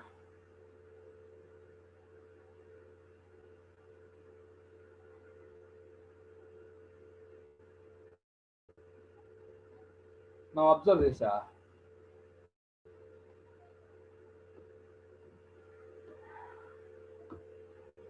Now observe this, sir. I think all of you are getting this video on your screen. Now here you have the 132 kV bus relay and a circuit breaker, CT circuit breaker relay contact. Okay. So I think all of you are getting this. I think all of you are getting this on your screen. Okay. I think all of you are getting this video on your screen, sir. Just raise the hand. If you are getting this video on your screen, just raise the hand. Have you got this on your screen? Okay, right. Okay, right. Now observe this animation. How the relay and circuit breaker. Here you have 132 kV bus. CT is there and a circuit breaker. This is a relay circuit and this is a trip circuit. During normal condition, the circuit breaker contacts, two contacts are kept closed, and there will be a load current through that circuit breaker. And the relay contact is not closing the trip circuit during normal operation. Okay, during normal operation, the trip circuit is not closing the relay. Strip circuit is open during normal condition. Okay, now observe here. So here we are developing the restraining force I am showing by spring. That may be due to different technology, but for analysis I am showing here with a spring. So this is how a normal load current flows. This is how a normal load current flows during normal operation. Okay, normal operation. Circuit breaker contacts are closed, and there will be a load current like this. Okay. Now, now, now consider a short circuit fault here. Now consider a short circuit fault. Whenever you consider a short circuit fault, what happens? Observe here. The short circuit current magnitude is very high. That's why I am showing here with red. Okay. Short circuit current is very high when compared to what? Load current. Short circuit current is very high when compared to load current. Now what happens? This relay contact is moving and closing the trip circuit. Now observe relay contact moving, and then there will be current through this trip coil. Then the moving contact and the fixed contact get separated. Whenever the moving contact and fixed contact get separated, the faulty section and healthy section are isolated, so there will not be any current. Now observe here, if you want to observe again, when before separation of the contacts, there is a current flow, fault current. But once the contacts get separated, is there any current flow? No. Okay. So this is how a relay and a circuit breaker will be operated. Okay. This is how a relay and a circuit breaker will be operated during normal condition and abnormal condition. Okay. So I think all of you got this. I have reshared the screen. Okay, that our whiteboard. Okay. Now I think all of you understood how the relay and a circuit breaker are configured in the system through that animation. Got the idea, sir? If you want to see it once again, I will try to share it.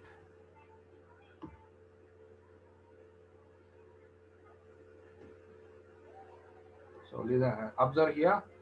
Here you have a CT and a circuit breaker. Primary of the CT will be connected in series with the line.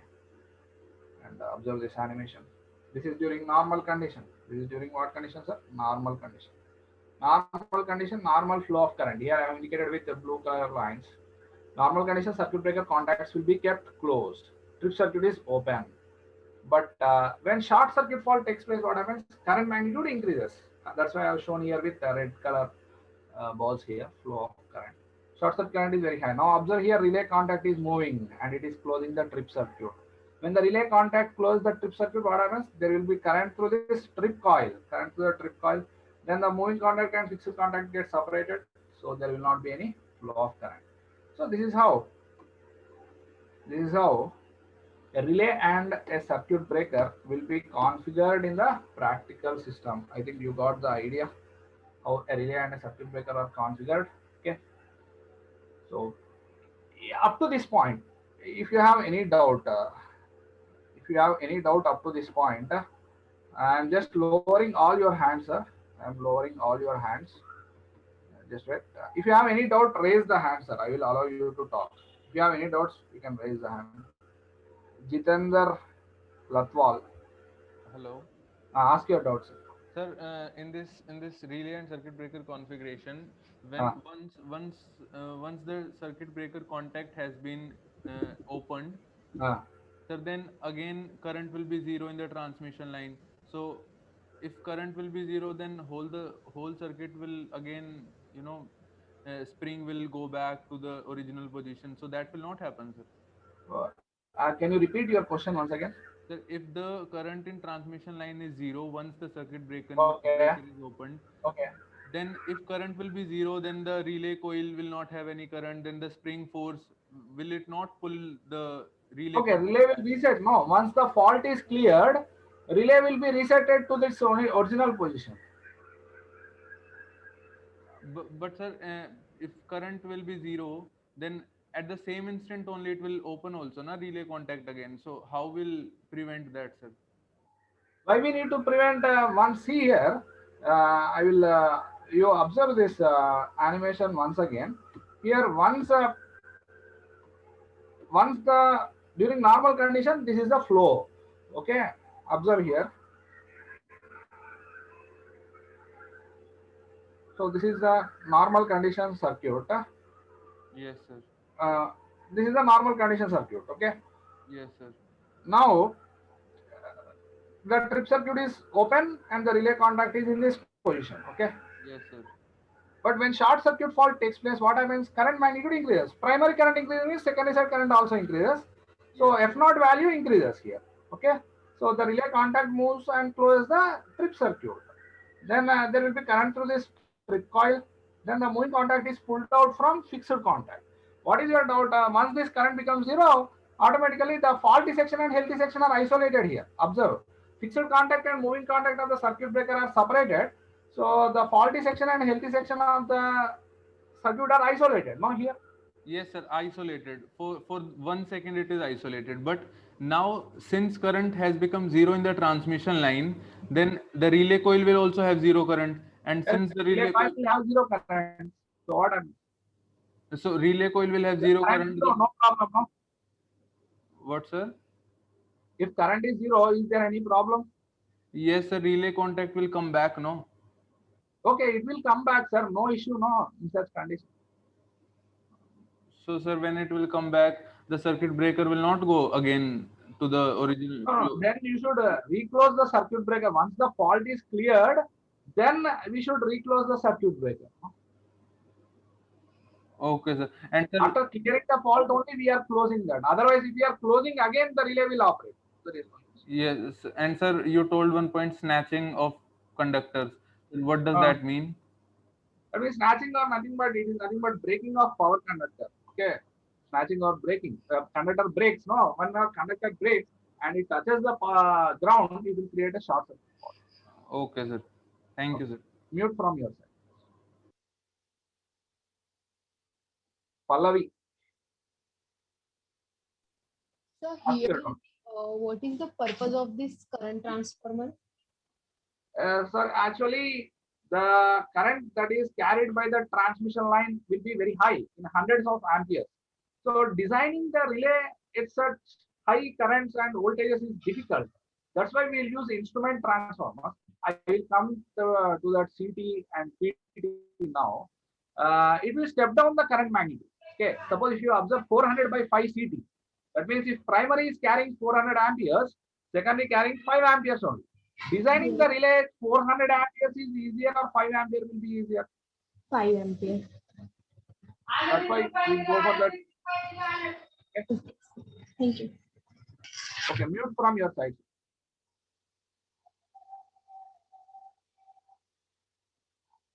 Nayan, Sanjay, you can ask your doubts. Nayan, Sanjay, ask your doubt. No doubt.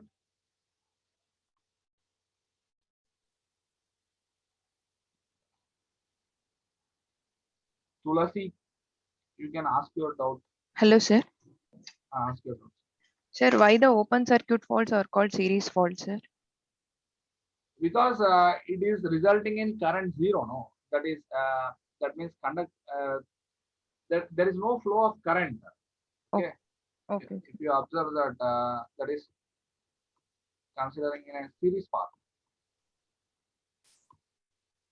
So it is resulting in zero current. No, Yes, sir. that's why it is called a series. Yes. Sir, another doubt, sir. Okay. Sir, how the moving contact is separated from fixed contacts in the circuit breaker, sir?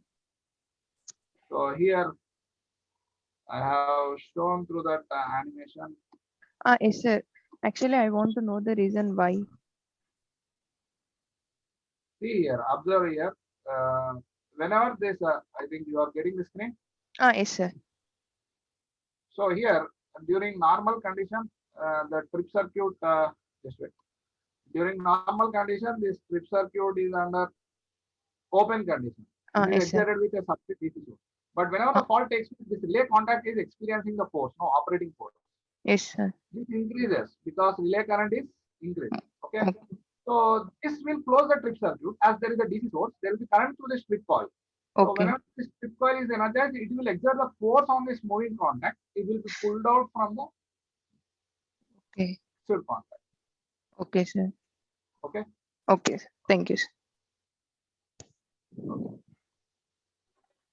Mute from your. Hello, sir. Hello, sir. Ask your doubt. Ask your doubt. Sir, open circuit slide, sir. Open circuit fault slide, sir. Okay. What is your doubt? Sir, here, sir, initially, sir, it transmits some amount of power, sir. Okay. After, sir, after open circuit fault, sir, other two phases are send the same power, sir, or different, sir. Other two conductors are not experiencing any fault, so they will carry the normal whatever the currents through that during normal condition they will carry it. Okay, sir. Means, sir, same power initially. Whatever the power amount of power, sir. At that instant, they will not carry any power. What, sir? At that instant, they will carry the same power. There will not be any change in operation of those two phases. No, they are not experiencing any Okay. fault. Okay, sir. Sir, same for, sir, short circuit fault also, sir. Same, sir. Same condition, sir. Because if that whatever the phase, suppose if there is a line to ground fault on R phase current will increase, but Y phase and B phase currents will not change. Okay, sir. Means same power will be. Yeah, I suppose if there is a IR, IY, IB here, if you observe IR, IY, IB, okay. So fault is on B phase. So B phase current will increase, but IR, IY will be same as before the fault. Okay. Okay. Okay, sir. Thank you, sir. Okay. Mute from your side. Rakesh Kumar CH. Good evening, sir. Sir, out of like which is dangerous, sir? Open circuit voltage or short circuit current, sir?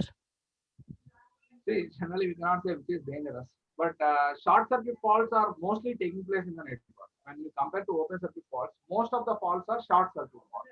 Okay. Okay, sir. In general terms, like short circuit happens in buildings, no, sir. Is that due to short circuit fault or any other reason behind that? In buildings means what I have said here. What are the reasons for short circuit fault I have given here? Failure of insulation. Here, observe failure of insulation. Suppose when the in buildings in your houses when the short circuit is taking place, if that insulation, if you are Breaks. overloading that conductor, if the conductor capacity is 10 amperes, if you are overloading with 15 amperes, what happens? The conductor overheats and insulation gets melted, Breaks. and it will create a short circuit fault. Okay, sir. Sir, and one more, sir. Like normal transmission lines will be there, no, sir. Whenever a wire breaks, it means open circuit, no, sir. No. That conductor will touch the ground. If the conductor is not touching the ground, then it is an open circuit. Yes, sir. If it's not touching, it's open circuit only, no, sir. That means generally. Sir, now that at that moment is that if you take the instant of if you take any instant, that will definitely touch the ground. Okay. Suppose if you take two towers, two supporting towers like this, and here you have conductor. If this conductor has broken, either you may consider that this conductor may not touch the ground, but other conductor will touch the ground. okay, for sure it will touch the ground, right, at any moment. Most of the cases, you may consider some peculiar case, but in most of the cases it will touch the ground. Okay, then it becomes short circuit. Like yeah, it is treated as short. Okay, sir.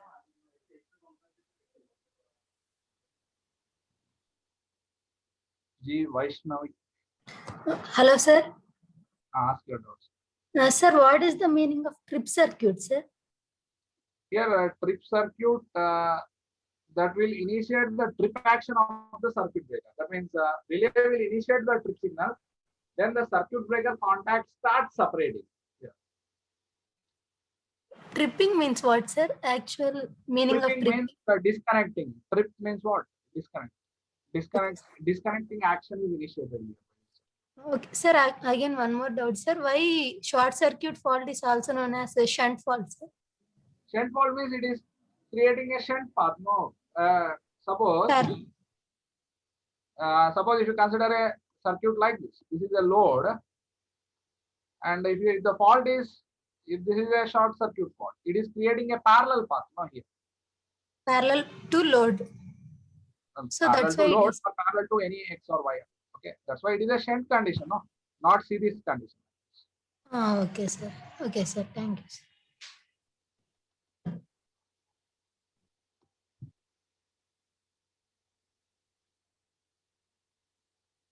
Okay, Niharika. Sir, good evening, sir.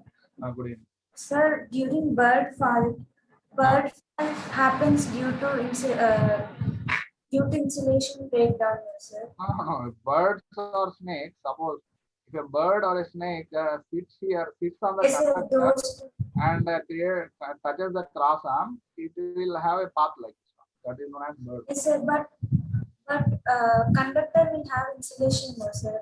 Every Conductor, this bird is touching the conductor, no? Sir, That is, here conductors, no, in transmission and distribution, we will be using bare conductors. Here air will be the insulation. In case of transmission line and distribution line, at supporting tower only we have physical insulator. At remaining part, air will act as an insulator. Hello, are you there? sir, Understood my point? sir, I understand. Only at line structure you have a physical porcelain insulator.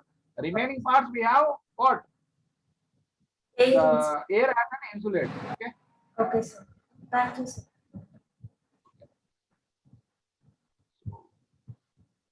Thank you, sir. Okay. Right. Mute from yours. Singer. Good evening, sir. Good evening. Sir, 23 years. Huh? 23 years. 23. Sir, in mechanical stress, what is dislocation? I am not getting what you are saying. Sir, in mechanical stress, what is dislocation? Dislocation means conductor should actually place. Suppose if you are placing the conductor, if you are grooving the conductor in an insulator, so due to that force, the conductor may come out from that insulation path. Understood my point? If that force is very high, the conductor may come out from that insulator path. Okay, sir. Dislocation from that original position. Whatever the original position is there, if it is experiencing continuous force, it may come out like this. Okay, sir. Sir, tan F. Huh? Sir, tan F. I am not getting what you are Sir, tan F. Hello. saying. Tell me. Sir, tan F. Okay. Sir, tan F. I am not getting your voice, sir. Sir, tan F. 10F. What is your doubt here?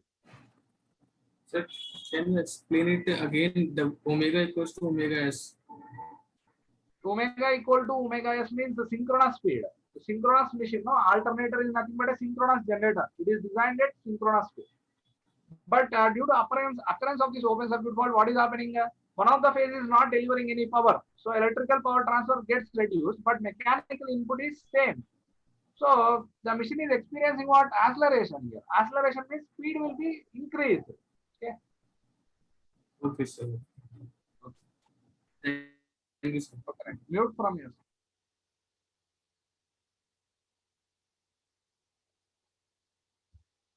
Okay, right, sir. I will take your doubts after break. Sir, one doubt, sir. Ask you.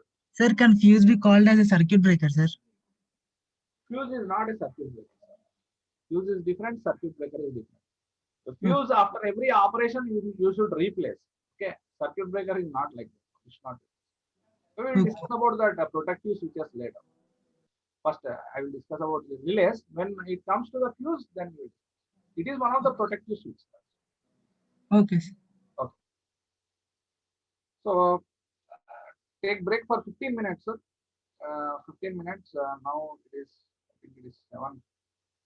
Come back at 7:15. Okay.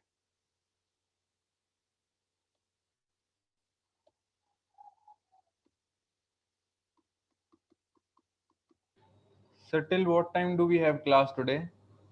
I think it is scheduled up to 9, no? Okay, sir. Class is scheduled up to 9.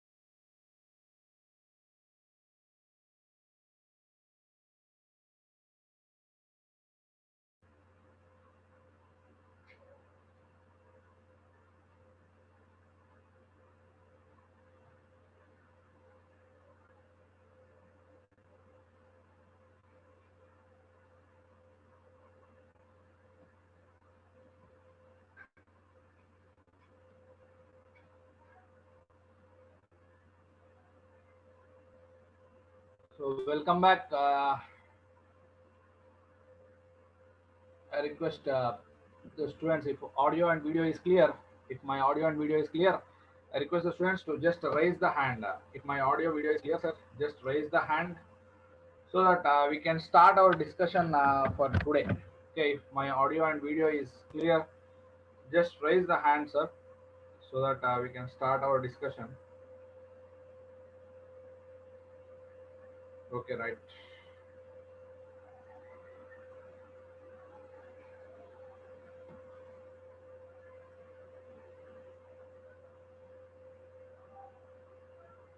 Okay, right, sir. No issue.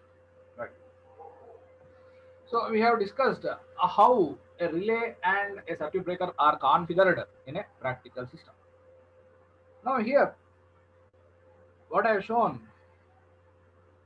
here, the CT, the current transformer. Now let us go into the details about that.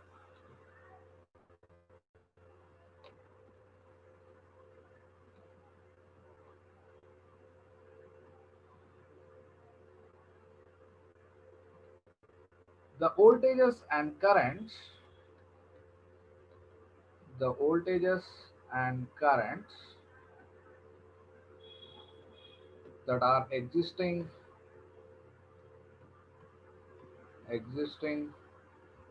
in the practical network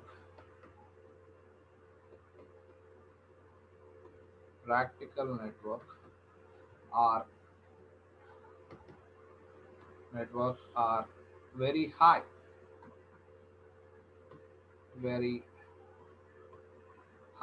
in magnitude, are very high in magnitude. The voltage and currents that are existing in the practical network are very high in magnitude. So designing of relay is difficult. To reduce those magnitudes, we are using what? Instrument transformers. To reduce the magnitudes of voltages and currents,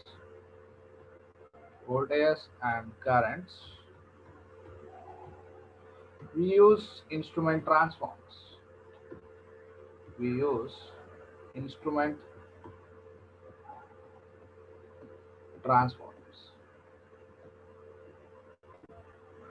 What are the instrument transformers, sir? One is current transformer,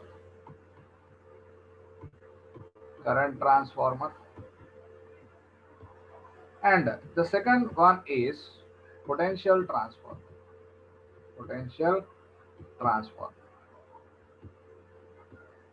Current transformer step downs the current magnitude, whereas potential transformer step downs the voltage magnitude.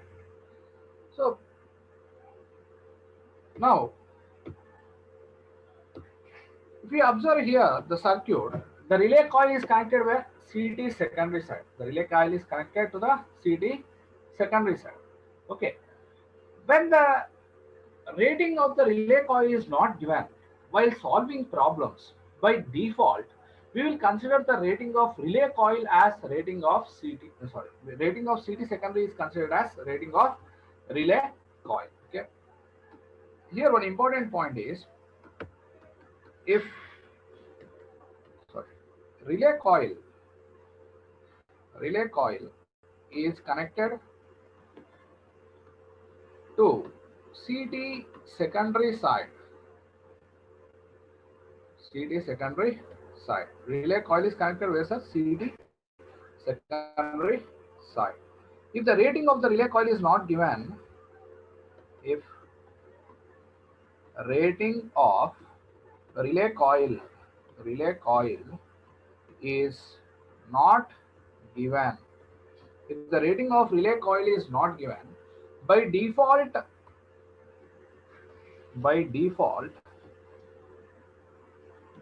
we take the relay coil rating as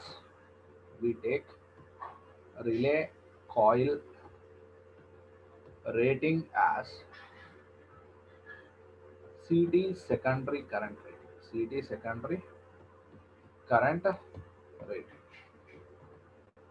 This is very important. While you are solving problems, he will give simply the CT ratio and he will not give the relay coil rating. In such case, what we need to do? We need to consider the rating of CT secondary as rating of relay coil. Okay, that is important aspect here. Now, generally CTs are rated as what? Generally CTs are rated as x by 1 ampere or x by 5 ampere, x by 1 ampere or x by 5 ampere. Generally the seating ratings will be like this. Okay, for example, if you consider example 400 by 5 CT rated 400 by 5, 1000 by 5, 200 by 1, like. So whatever the primary current may be, it will be stepped down to 1 ampere or 5 amperes like that. Okay. Observe this rating. Designing the relay at 1000 amperes will be easier or 5 amperes will be easier. 5 amperes will be easier. So the cost of the protection equipment will be reduced and the designing will be also easier. There will not be any difficulty in designing of the relay. And one more advantage with this instrument transformers is it will provide the isolation. It will provide the isolation between the live circuit and the protection circuit. Okay, this protection circuit will instrument transformer will isolate the live circuit and protection circuit. Okay, what are the advantages of this instrument transformers here? Advantages of instrument transformers. Advantages of instrument transformers. What is the advantage, sir? One advantage is it will step down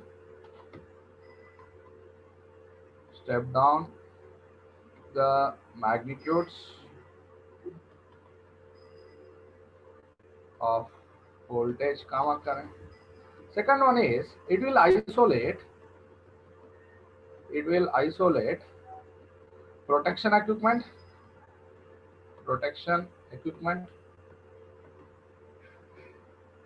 from live circuit.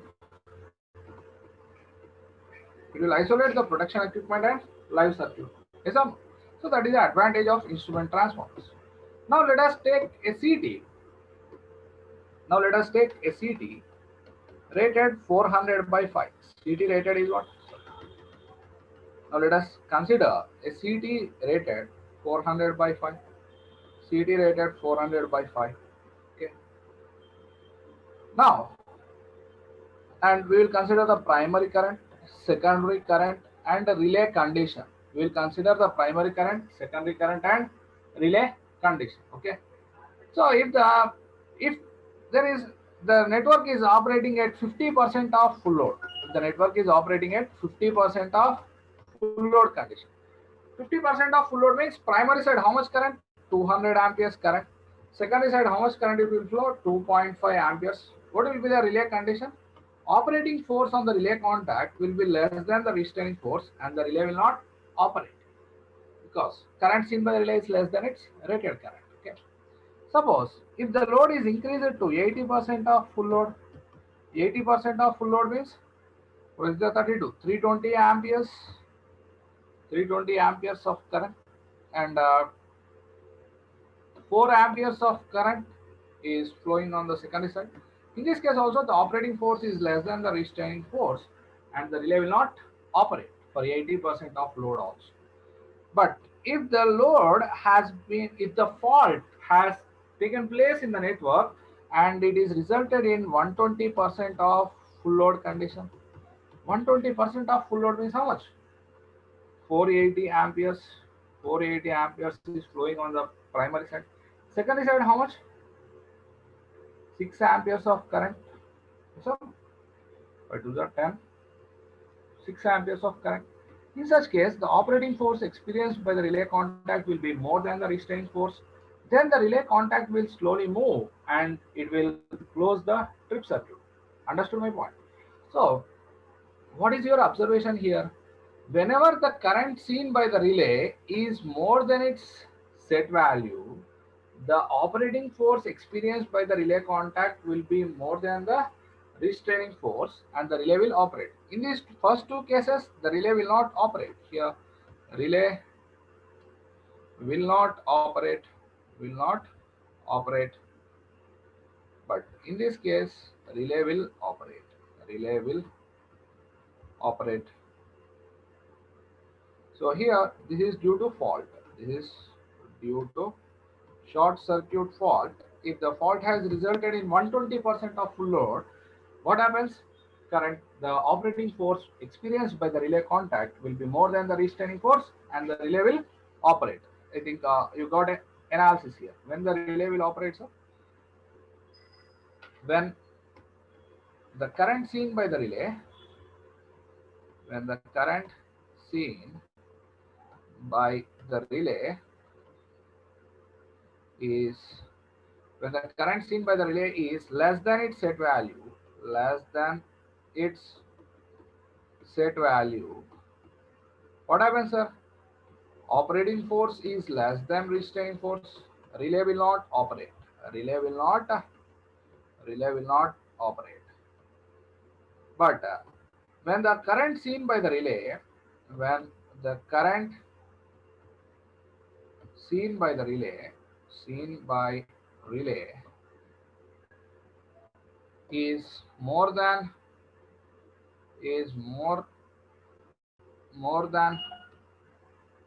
set value, then the operating force is greater than the restraining force. Relay contact slowly moves and closes the trip circuit,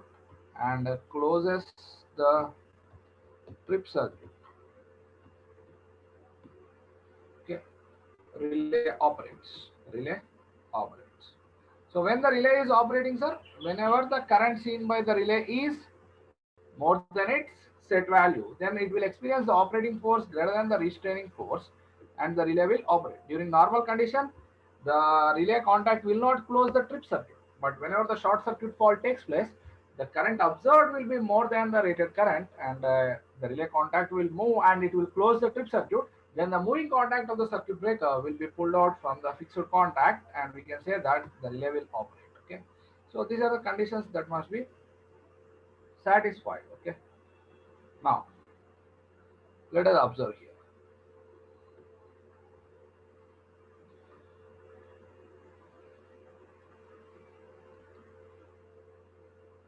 Now here, current transformers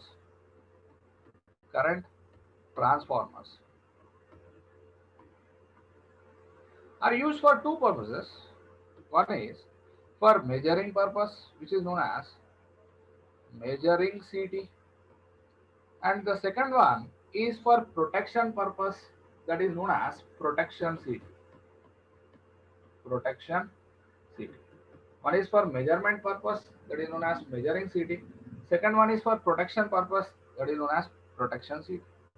Now, is there any constructional difference that is required?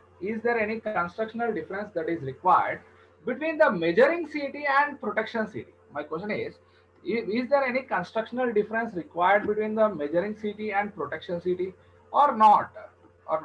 There is no constructional difference that is required between measuring CT and protection CT. So in case of measuring CT also, the current magnitudes will be stepped down by this current transformer. Here, what you will connect in case of measuring CT? You will be connecting an ammeter or current coil of the wattmeter or current coil of the energy meter. But in case of protection CT, on CT secondary side, what you will connect, sir? In case of protection CT, on CT secondary side, what you will be connecting? A relay coil will be connected. Here, what you will connect? A relay coil. Okay. Here, how should you design the measuring CT? Whenever short circuit fault takes place, the primary side current will be very high. If that current reflects on the ammeter side, the ammeter may get damaged. Okay. Suppose if you are using a 400 by 5 CT rated is how much here? 400 by 5.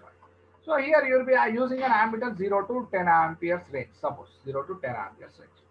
But short circuit has resulted due to short circuit. If the short circuit current is 10 times the rated current, that means here how much current will be flowing? 5 into 10. That means how much? 50 amperes. If this 50 amperes of current flows through this ammeter, what happens?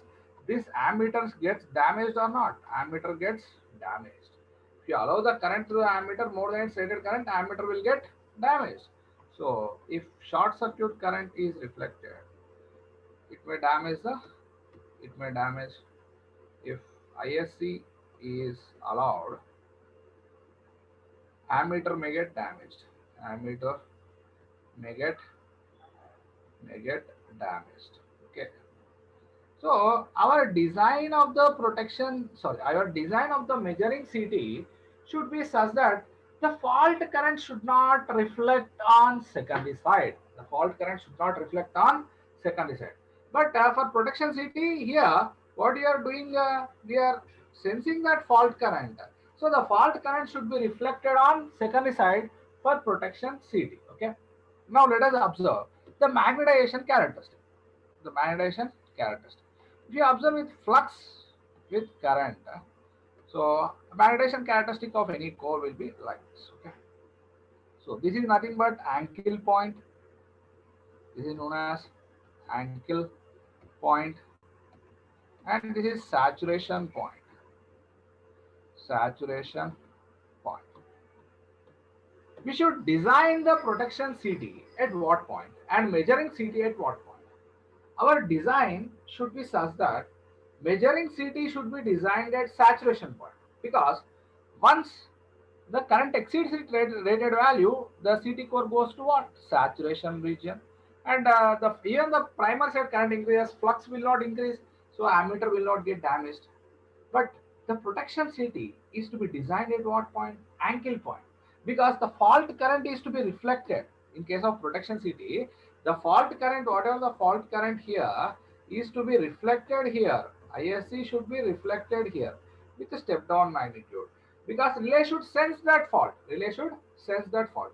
Here the protection equipment, the metering equipment should not damage in case of metering equipment. So our design of measuring CT, measuring CT design should be at what point? Saturation point. And ankle point at what point? Protection CT is to be designed. Protection CT is to be designed at what point, sir? Ankle point. Okay. So here we can make a point.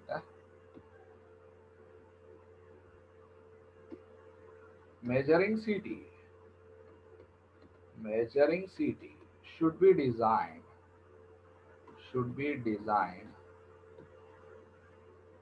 such that fault current should not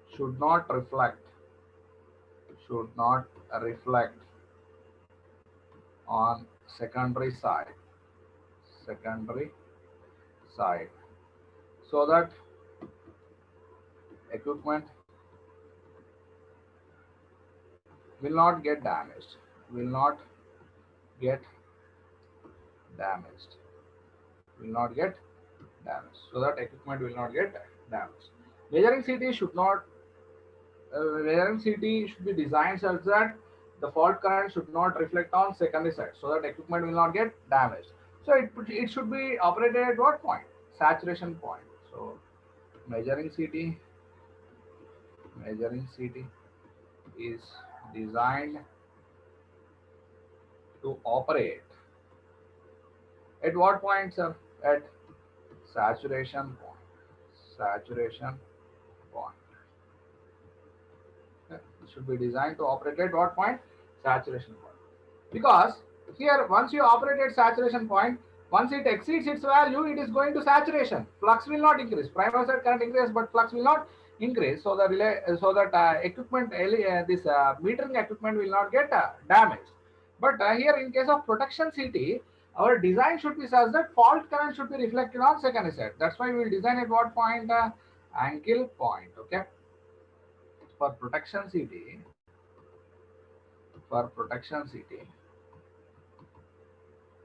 for protection CT, fault current is to be reflected. Fault current should be reflected on CT secondary side so that relay senses the fault. Relay sense the fault and operate and operate. So it should be designed to operate at what point? Angle point. Hence, it is designed to operate. Designed to operate at angle point. Angle point. So if it is designed to operate at angle point, so there is a linear region here. So that whenever the fault reflects on secondary side, there will be a linear region. So the flux increases, current in the relay also increases, and the relay will operate. Okay. So CTs are of two types. One is measuring CT, and the other one is protection CT. For measuring CT, our design should be such that fault current should not reflect on secondary side. If you allow the fault current, the ammeter may get damaged. So to protect that metering equipment, you will design to operate at saturation point. But protection CT, the fault current is to be designed to operate at angle. Okay, that is the concept here. So where the volume of the CT core will be more, volume of the CT core required will be more for protection CT or measuring CT.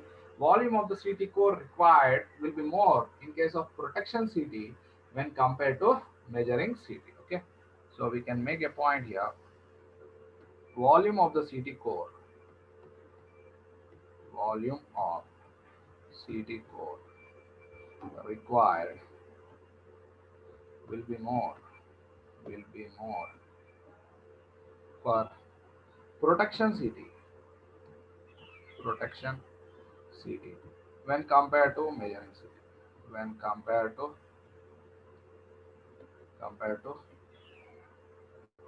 measuring CT. Okay, so that's about this CTs and their comparison. PTs, coming to the potential transformer here. PT. So suppose if you take this 132 kV bus, so PT is nothing but a potential transformer. So designing a relay at 132 kV is difficult because thickness of insulation depends on operating voltage. That's why we will use what? Potential transformers. PT. PT will step down what? Voltage magnitude. PT will step down voltage magnitude. The same configuration here also exists. On PT secondary side, the relays will be connected. The relay coil will be connected on PT secondary side. So whenever overvoltage experiences, this voltage across this relay coil also increases, current to relay coil increases, and the relay will operate here. Generally, PTs are rated as Y by 110 volts. Y by 110 volts. Now observe here. Designing the relay at 132 kV will be easier or 110 volts will be easier? 110 volts is easier. Okay, 110 volts will be easier because insulation required will be also less. PTs are configured in a phase manner. PTs will be connected or configured in phase. Okay, PTs are configured in phase. Okay. This is about how a relay and circuit breaker are configured in the system. Relay and circuit breaker are configured in the system. Now, let us discuss about three aspects. One is relay time. The second one is circuit breaker time. And the third one is fault clearing time. What do you mean by relay time, circuit breaker time, and fault clearing time?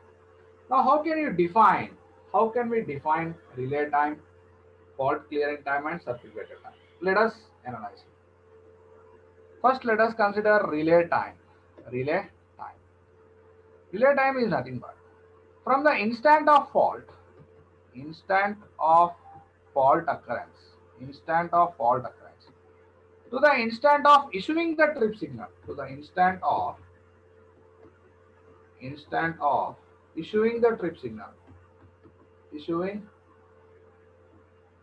trip signal. From the instant of fault to the instant of issuing the trip signal, whatever the time lapse, that time lapse is known as what? Relay time. The time lapse is known as relay time. So how can I define relay time? It is the time lapse. It is the time lapse from the instant of fault. From the instant of fault to the instant of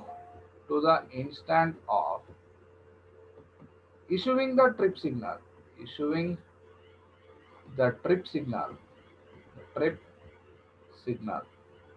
It is the time lapse from the instant of fault to the instant of issuing the trip signal is known as what? Relay time. Okay. Now, what do you mean by circuit breaker time then? Circuit breaker time. Circuit breaker time. So, what happens from the instant of fault to the instant of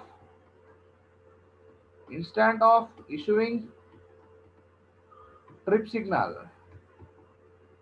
It is a function of relay. So it is nothing but what? Relay time. Once the trip signal is issued, the relay function is completed. Once the trip signal is issued, the relay time is completed. That means relay function is completed. Now it comes to the action of what? Circuit breaker. So from the instant of issuing the trip signal, when the trip signal is issued by the relay, then the circuit breaker contacts start separating. Whenever the contacts start separated, arc strikes between the contacts. Arc formation takes place. Then the arc means column of ionized electrons. The arc is to be quenched. So from the instant of issuing the trip signal to the instant of arc quenching, this time is known as what? Circuit breaker time. Now let us see in detail about that. So initially the contacts are closed. Initially the circuit breaker contacts, fixed contact and moving contact. FC means fixed contact, MC means moving contact. Initially the contacts are kept closed.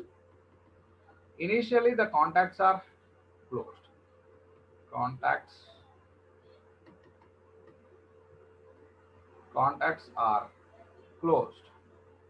But whenever the trip signal is issued by the relay, the contacts start separating. When the contacts are separated, what happens? When the fixed contact and moving contact are separated, there is a formation of arc. Arc is nothing but column of ionized electrons. When the short circuit fault takes place, relay senses the fault and it initiates the action of circuit breaker. Then the contacts start separating. Then it is resulting in formation of arc. Why the arc formation takes place, that we will discuss in circuit breaker. Okay. Here I am less defining the circuit breaker. Okay. If the arc continues to exist, there is a path for fault current. Because arc is nothing but a column of ionized electrons. Arc is nothing but what? A column of ionized electrons. So this arc is to be quenched.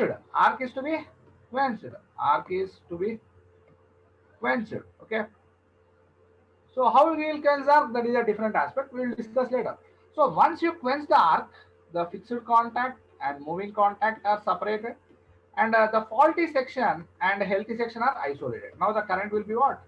0. There is no flow of current. So this is how a circuit breaker operates. Now, if you observe here, circuit breaker time is the sum of, first one, opening time of the circuit breaker, open time of contacts. Once the contacts are separated or opened, the arc is to be quenched. And the second one is arc quenching time. So circuit breaker time is the sum of what? Opening time of the contacts plus arc quenching time. Opening time plus arc quenching time. Understood my point here? Okay, opening time plus arc quenching time. Now, so sir, how do you define the circuit breaker time? From the instant of issuing the trip signal to the instant of arc quenching. It is known as what? Circuit breaker time. So how do you define, sir? Circuit breaker time. It is the time lapse. It is the time lapse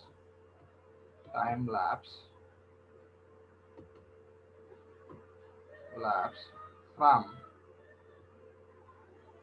instant of issuing the trip signal to the instant of arc quenching,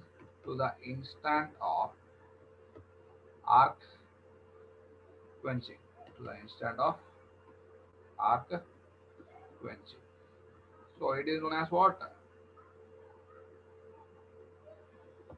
Circuit breaker times. Yes, circuit breaker time. Now, what do you mean by fault clearing time? Now, let us see what do you mean by fault clearing time. So, fault clearing time is nothing but it is a time lapse from the instant of fault to the instant of arc quenching, From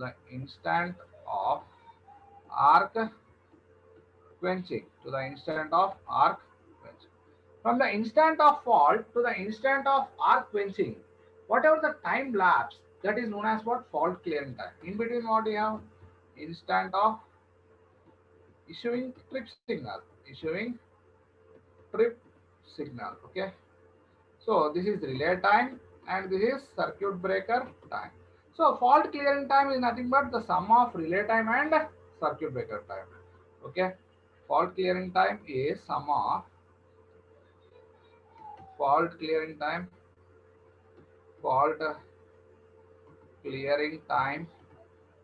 is sum of relay time and circuit breaker time.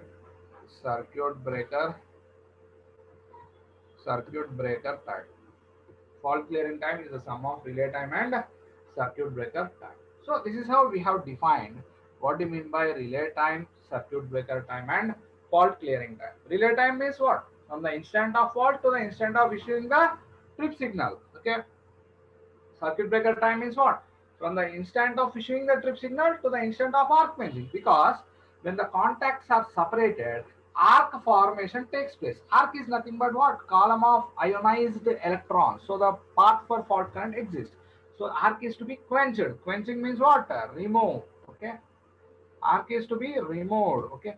Then only the isolation is done. So fault clearing time is the sum of relay time and circuit breaker time. Now, let us look at relay characteristics. Now, let us go through relay characteristics.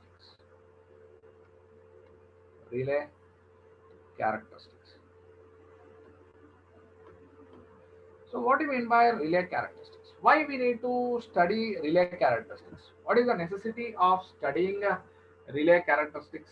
Any idea? Why we need to study relay characteristics? Why we need to study relay characteristics? Any ideas, sir? If you want to purchase any electrical equipment, suppose if you want to purchase a fan, okay, you have gone to an electric shop and asked for a fan. What the shopkeeper says?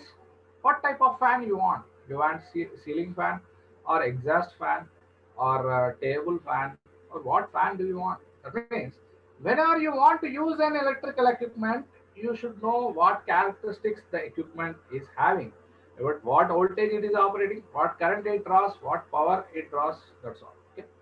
So you should know the characteristics. Whatever the equipment that you are using, you should know the characteristics of those equipments. Yes or no? Okay. Now here also, whenever you are using relays, you should know the relay characteristics. Okay. What are the relay characteristics? First one, let us analyze speed of operation. Speed of operation. First characteristic is what, sir? Speed of operation. Relay should operate at high speed or low speed. Relay should operate at high speed or low speed. Relay should operate at high speed, sir. Relay should operate at high speed. Relay should operate at a high speed. Relay should operate at high speed. Why the relay should operate at high speed? If the relay is operating at high speed, speed of operation is inversely proportional to what? Speed of operation is inversely proportional to its time of operation. Yes or no? Time of operation. If the relay is operating at high speed means its time of operation will be less. Yes or no? Relay time will be less. If the relay is operating at high speed, it shows that time of operation of the relay is less. So if the relay time is less means fault clearing time will be more or less. Once the fault clearing time is less, the system stability will be more. The system stability will be more or less? More. Okay. System will be more stable. Yes or no? So speed of operation is to be inversely proportional to its time of operation. Relay should operate at high speed. Okay. Now let us go for the next characteristic, that is selectivity of the relay. Okay. Selectivity of relay. So how do you analyze this selectivity? Selectivity of a relay. How do you analyze? It can be understood in two ways. It can be understood in two ways. One is unit selectivity,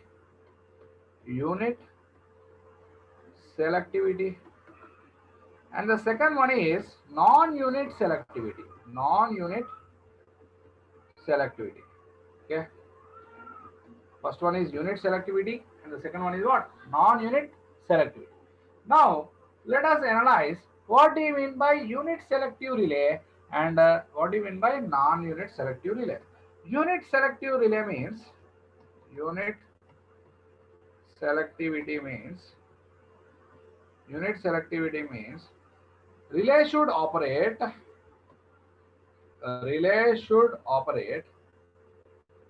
for the faults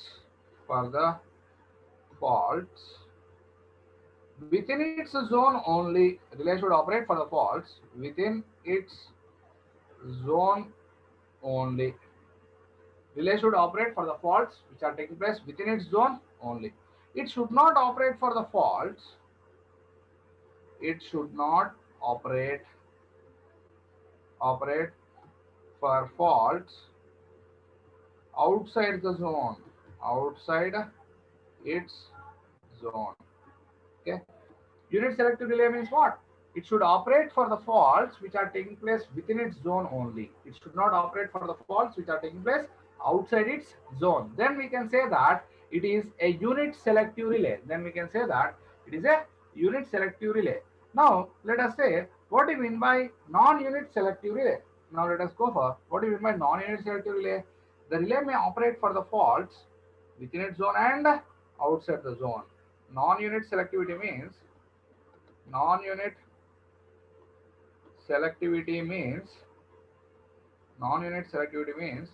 the relay may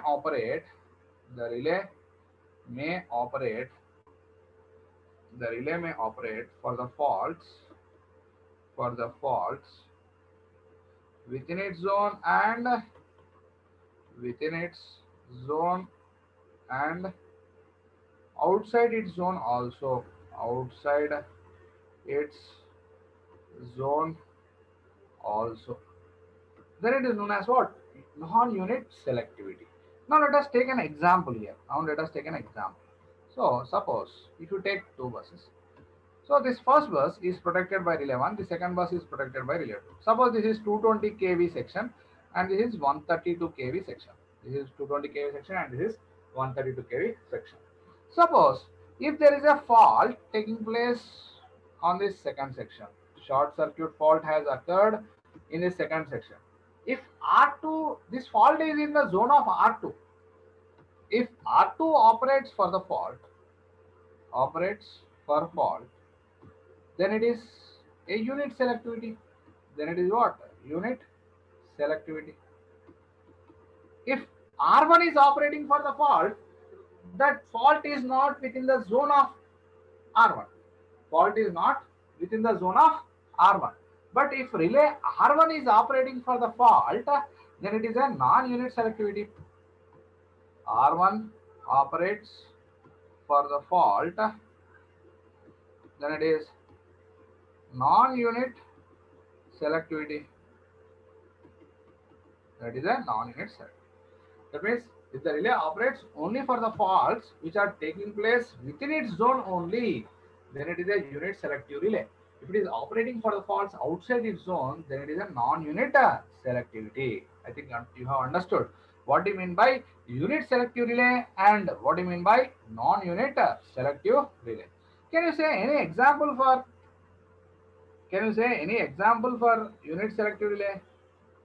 Example for unit selective relay.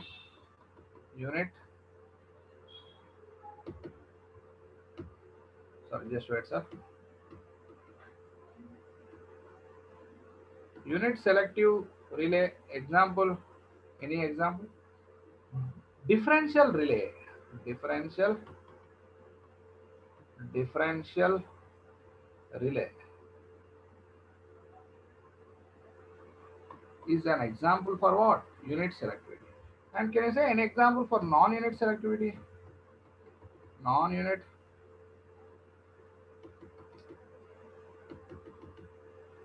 selectivity. Non-unit selectivity. Any examples, sir? Any example for non-unit selectivity? Distance protection. Distance protection is an example for what? Non-unit selectivity. So this is about the second characteristic, that is selectivity of a relay. Unit selectivity relay means relay should operate only for the faults within its zone. If the relay is operating for the faults outside its zone, then it is a non-unit selectivity. Now let us go for the next characteristic, that is sensitivity. Sensitivity of relay. Sensitivity of the relay should be high or low. Sensitivity of the relay should be high or low. The question is here, the sensitivity of the relay should be high or it should be low. Any idea? Sensitivity of the relay should be very high. Sensitivity of the relay should be very high. Why it should be high? I will say. So sensitivity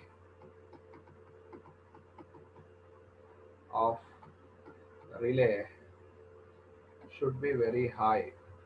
Should be very high. Sensitivity of the relay should be very high. What happens if the sensitivity is very high? Now let us look at an example here. Now if you consider a relay of 5 amperes is to be designed. I have given this relay to two different companies. Relay A, one company is A and the other company is relay B.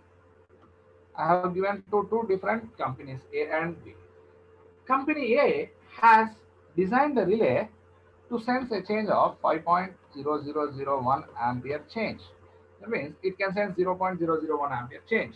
But relay B is very intelligent and it has designed to detect a change of 5.00001 ampere change. So which relay is more sensitive? Relay B is high sensitive. High sensitive. So if the relay sensitivity is high, what happens? If the relay sensitivity is high, what happens, sir? It will sense even very small changes in the operating quantity. Okay. If relay sensitivity is high,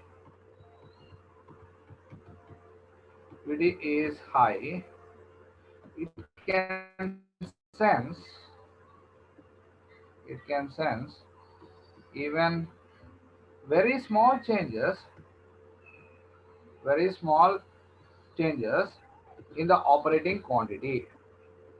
in the operating quantity.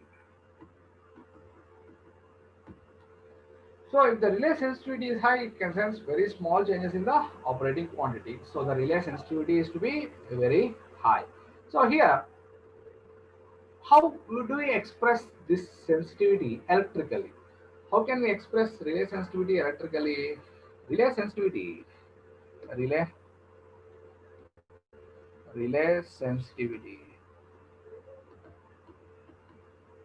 can be electrically expressed, can be electrically expressed in terms of volt ampere rating, volt ampere rating, volt ampere rating, or we can say that VA rating, in terms of volt ampere rating. Now suppose if there are three relays, so relay A, relay B, and relay C. Relay C. Relay A sensitivity is 1 volt ampere, relay B sensitivity is 10 volt ampere, relay C sensitivity is 5 volt ampere. My question is, which relay is high sensitive? Which relay is high sensitive? Okay. Which relay is high sensitive? So how can you say which relay is high sensitive? Which relay is high sensitive? How can you say? We can analyze like this. Okay, we can analyze like this. Relay A is 1 volt ampere, 1 volt ampere. Relay A is having 1 volt ampere. So you can analyze it as 1 volt. For sensing a change of 1 volt, you require how much current? 1 ampere current. Relay B is 5 volt ampere, 10 volt ampere. So for sensing a change of 1 volt, here you require how much current? 10 amperes. Relay C is having a sensitivity of 5 volt ampere. So for sensing a change of 1 volt, you require how much current? 5 amperes. So by observing this, what you can say? Relay A is high sensitive. Relay A is high sensitive. High sensitive. Okay. So what is your observation? What you can make a statement? The relay which is having least volt ampere rating will be highly sensitive. Okay. So we can make a statement that relay which is having least volt ampere rating is high sensitive, So the relay which is having least volt ampere rating is highly sensitive. Okay, there was one question given in examination, in I think in Transco examination it has given relays A comma B comma C have sensitivities of this as 5 volt ampere, comma 1 volt ampere, comma 10 volt ampere. Arrange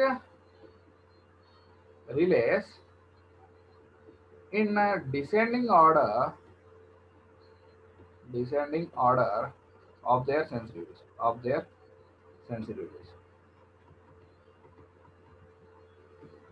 So how do you arrange the relays in the descending order of their sensitivities? So descending order, the relay which is highly sensitive is what? 1 volt ampere. So A is 5 volt ampere, B is 1 volt ampere, C is 10 volt ampere.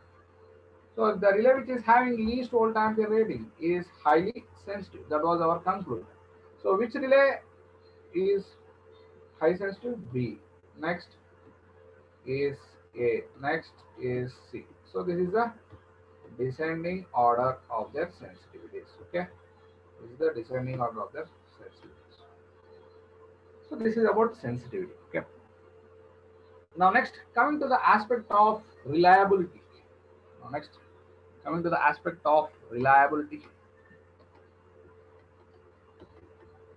What about the reliability of the relay? What about the reliability? Reliability should be high or low. Reliability should be high or low. Relay should be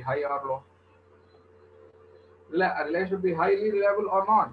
Reliability should be high. Reliability should be high.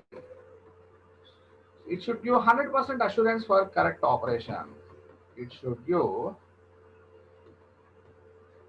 100% assurance. 100% assurance for correct operation. Correct operation. Okay. It should give 100% assurance for correct operation. So here, for analyzing the reliability, it can be analyzed in terms of two aspects.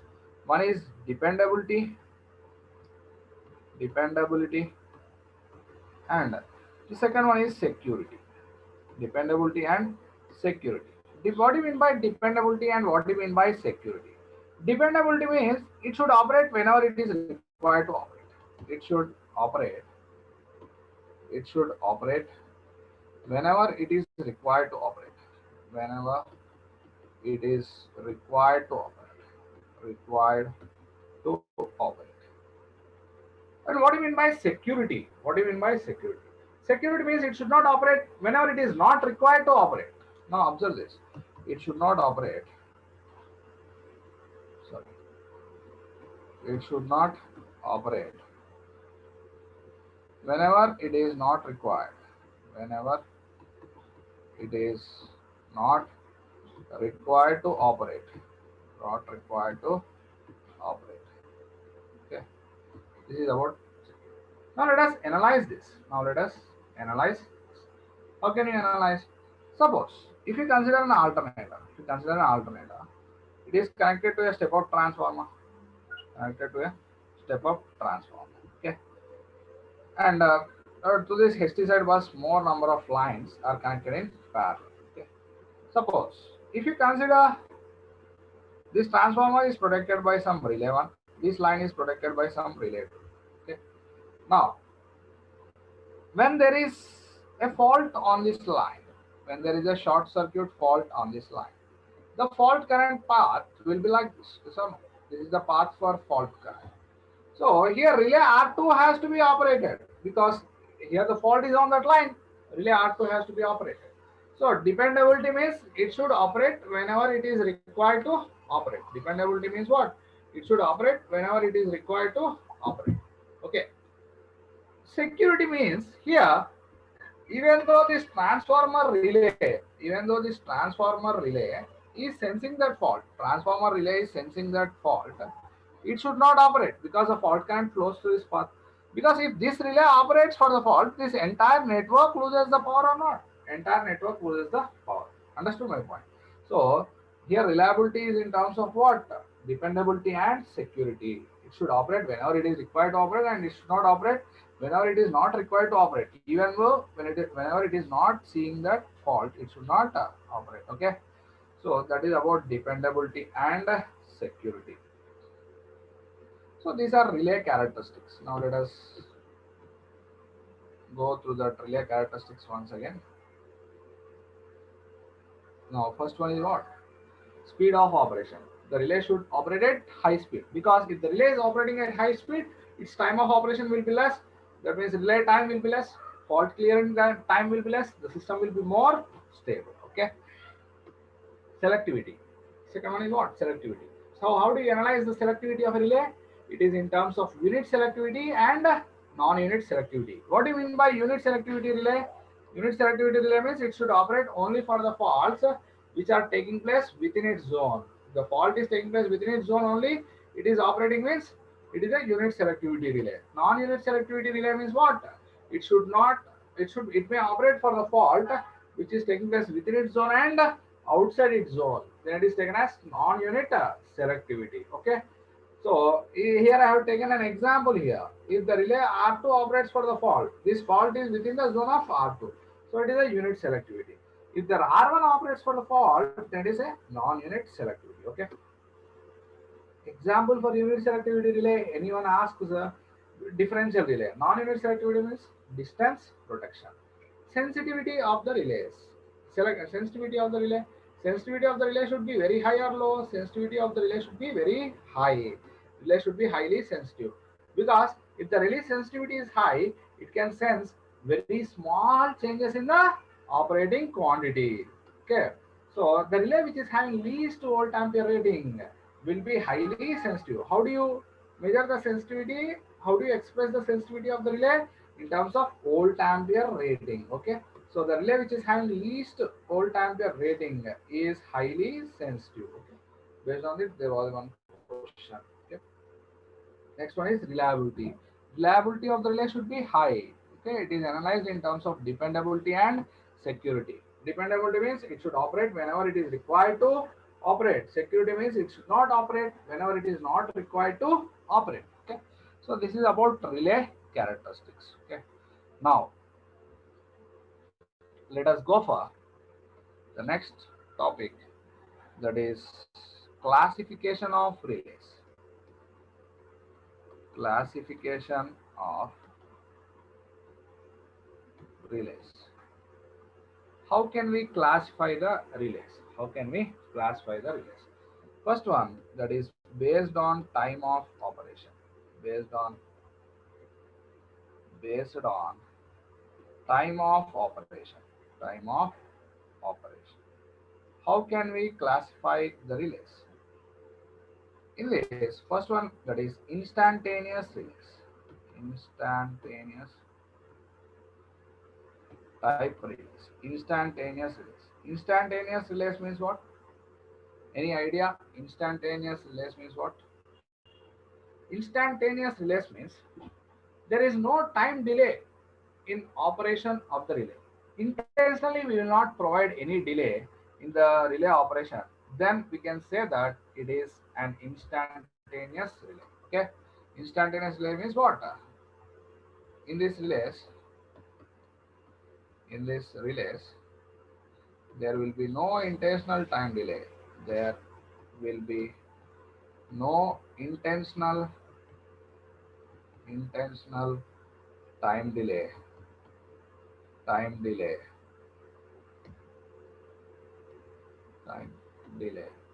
introduced into the relay circuit.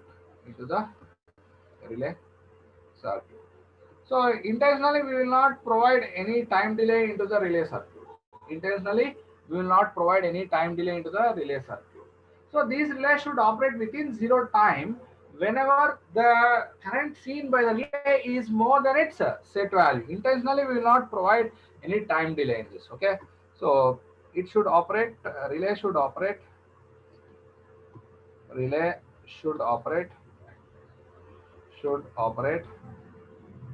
when the current seen by the relay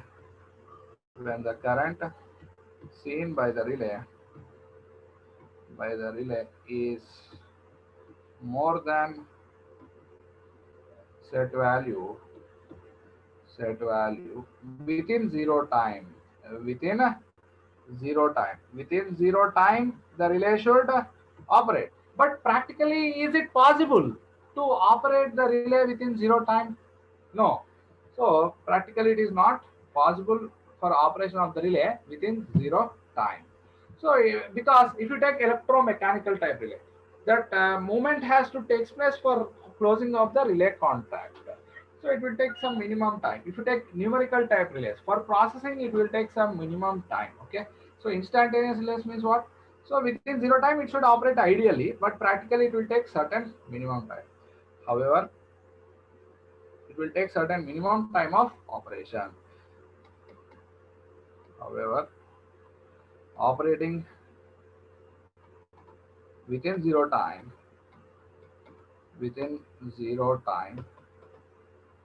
is not possible. Okay. So intentionally there is no time delay, but practically there will be certain time delay. If the time of operation, is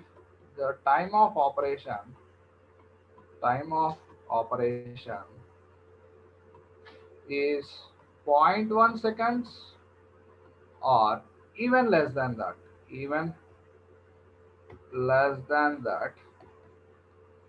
it is treated as instantaneous relay. Okay, if the time of operation of the relay is 0.1 seconds or even less than that, it is considered as instantaneous relay. relays. Okay. So if you observe the time current characteristic of this relays, if you observe the time current characteristics of this relays, so when the relay should operate, whenever the current seen by the relay is more than its set value or pickup value, this IPC is nothing but a set value or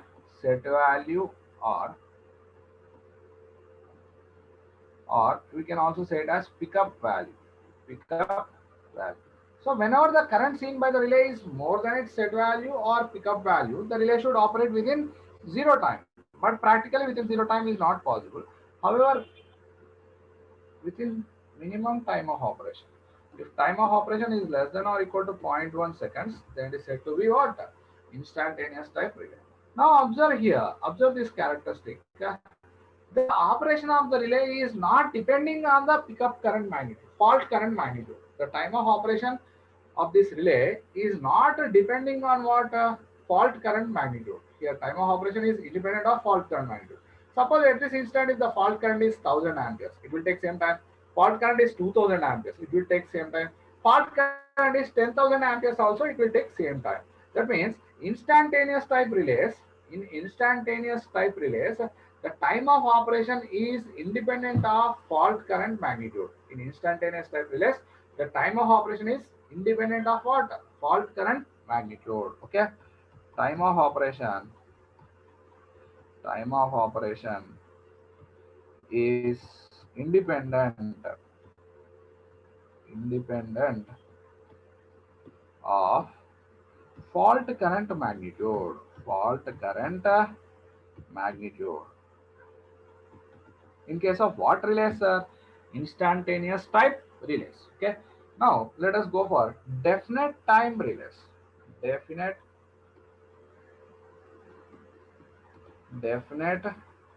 time relays.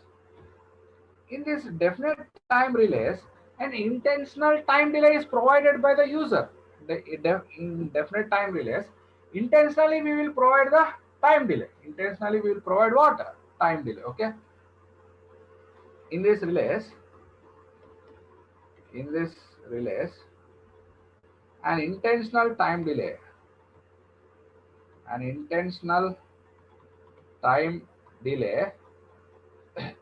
sorry,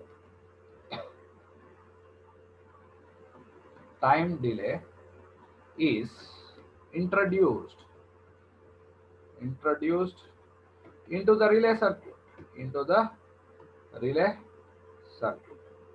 So after that relay time only, after the delay time only, the relay will operate. Okay, relay will operate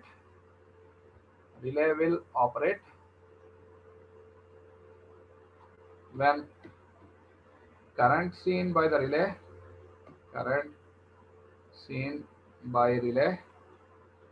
is more than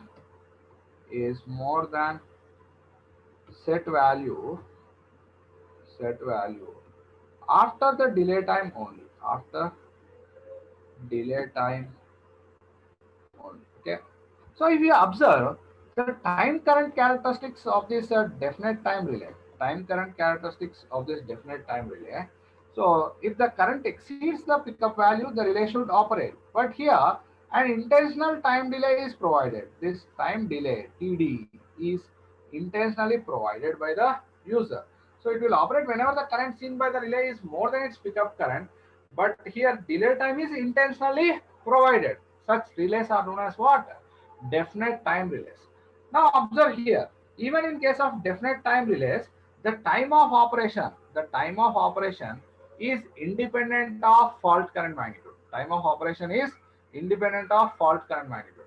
Fault current is 100 amperes also, it will take same time.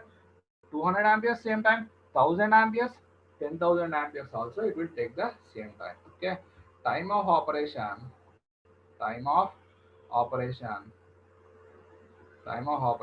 is independent of fault current magnitude. Okay. Such relays are known as what? Definite time relays. Okay. Now let us go for the next type of relay, that is inverse time relay. Inverse time relay.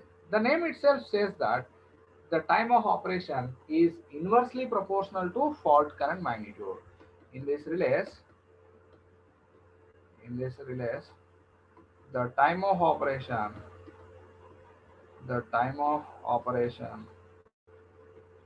is inversely proportional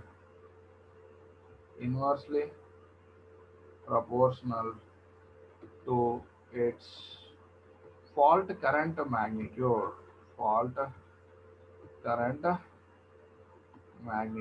Time of operation is inversely proportional to its fault current magnitude. In case of what? Inverse time relay. Okay. Now, if you observe here, just wait. If you observe the time current characteristics of this inverse time relay, so the relay will operate whenever the current seen by the relay is more than its pickup current. So this is the reference point. Below that, the relay should not operate. If the fault current magnitude is less, it will take more time of operation. And if the fault current magnitude is high, it will take less time of operation. So you will get what? Inverse characteristic. Here, time of operation is inversely proportional to what? Fault current. So here, time of operation depends on what, sir? Time of operation depends on fault current magnitude. Okay. Time of operation depends on fault current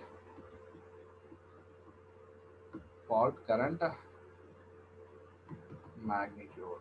In case of what relays? Inverse time relays. Okay. If the fault current magnitude is high, its time of operation is less. If fault current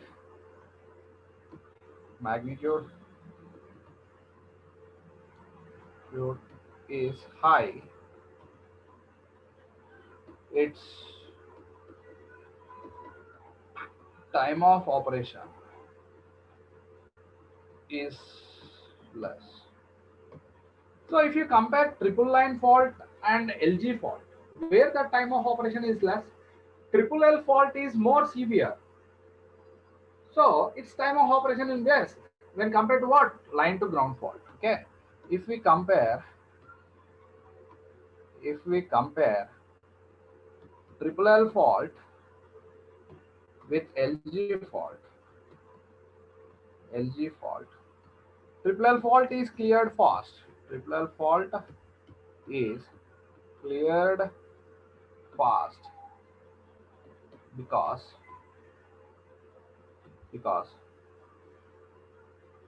fault current of triple line is greater than fault current of L. Okay, here the time of operation is depending on what? Fault current magnitude. Okay. So we have started the classification of relays. First one is what? Based on time of operation. Based on time of operation, first one is instantaneous type relays. In instantaneous type relays, there is no intentional time delay introduced into the relay circuit. Actually, the relay should operate within zero time, but practically operating within zero time is not possible. So that's why it will take certain minimum time of operation. If the time of operation is 0.1 seconds or even less than that, we will consider as instantaneous type relay. In this instantaneous type relays, time of operation is independent of fault current magnitude. Then we have gone to definite time delay.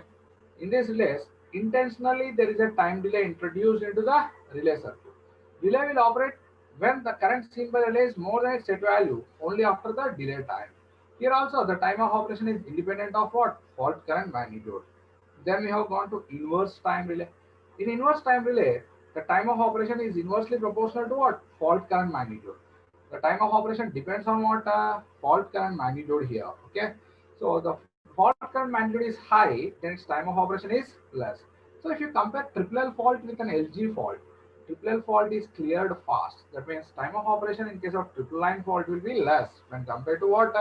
LG fault, because triple line fault is more severe when compared to what? LG fault. Now let us go for The next type of relay, that is inverse definite minimum time relay. Okay, this is very important. Just listen carefully. Next, let us go for the inverse definite minimum time relay. Minimum time relay. Inverse definite minimum time relay. This relay is also known as IDMT relay. This is also known as IDMT relay. It is also known as what? IDMT type relay. Now let us consider a CT. Now let us consider a CT rated 400 by 5. CT rated is what? 400 by 5. Suppose if the fault current is 2 times full load current. Fault current is 2 times full load current. If the fault current is 2 times full load current means how much current will be flowing? 800 by 10. Okay. If the fault current is 4 times full load current. 4 times full load current means how much? 1600 by 4 5 are 20. Okay. The fault current is 6 times full load current. What happens? 4 6 are 2400. 2400 by 5 6 are 30. Okay. Now, if you observe, any magnetic core will saturate for certain magnitude of current. If you take any core, any magnetic core will saturate for certain magnitude of current. So, I am analyzing that here. At 6 times full load current, the CT core gets saturated. CT core is saturated for a current of 6 times full load current. Now, if the fault current is 8 times full load current, what you get, sir? 4 8s are 32. 3200 by 5 8s are 40. Okay. If the fault current, sorry, it will not be 40 again. Here it will be 30 only because CT core is saturated. Once the CT core is saturated, whatever the primary current, flux will not increase. Flux is not increasing means secondary current will be same. If the fault current is 10 times the full load current, it will be 4000 by 30. So, what is your observation? Up to this saturation current, as the primary side current is increasing, secondary side current also increases. Once this saturation is crossed, whatever the primary side current it may be, secondary side current will not increase. Now let us come to the inverse definite minimum time characteristic. Inverse definite minimum time characteristic here. Okay, here it will have both characteristics, inverse characteristics as well as what? Definite time characteristics. So if you observe time current characteristics of this relay, it will have both. So from pickup current to saturation current, if you observe, as the primary current is increasing, secondary side current also increasing or not? Secondary side current increasing means operating force increases, so the time of operation gets decreased. So from what? Pickup current to saturation current, you will get what characteristic? Inverse characteristic. Once the saturation is achieved, the secondary side current will not change. So the definite time characteristic is achieved. Here the time of operation is constant. So you will get a definite time operation after saturation point. Before saturation point, what you will get? A inverse time characteristic. So what you can make a point here, in case of IDMT relays,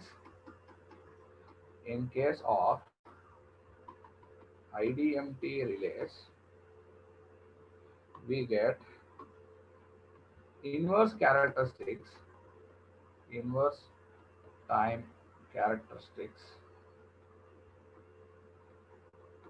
from pickup current to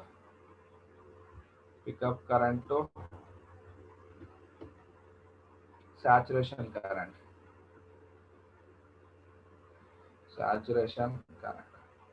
Once the saturation is reached, you will get what? Definite time characteristic. Beyond saturation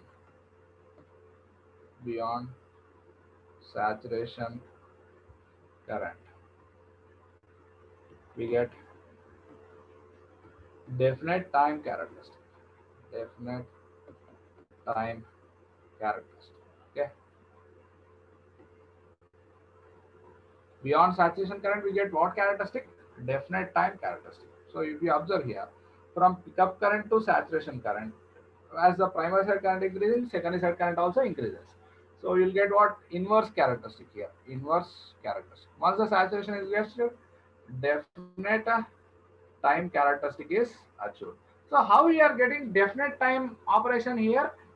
By considering the saturation of CT core. By considering the saturation of CT core, we are getting the definite time operation. Okay. So just wait. By considering the saturation of CT core, here definite time operation, definite time operation is achieved by considering saturation of CT core, saturation of CT core. Okay, this is one of the important point asked in previous IES. How do you get definite time operation? By considering the saturation concept of the CT core, you are getting the definite time operation here. So in case of inverse definite minimum time relay, we have both inverse characteristic as well as definite time characteristic. From pickup current to saturation current, we have what type of characteristic? Inverse. Beyond saturation, we have definite time characteristic. Okay, so now I will take doubt session. If you have any doubts, just you can raise your hand. I am lowering all your hands, sir. Just wait. Just wait. Don't raise your hand. Don't raise your hand. I am lowering all your hand. Lower all the hands. Just wait, sir. Wait. Don't raise your hand. Just wait. I will ask anyone. So you can raise your hand if you have any doubt. If you can raise your hand if you have any doubt. I'll allow you to talk. Okay.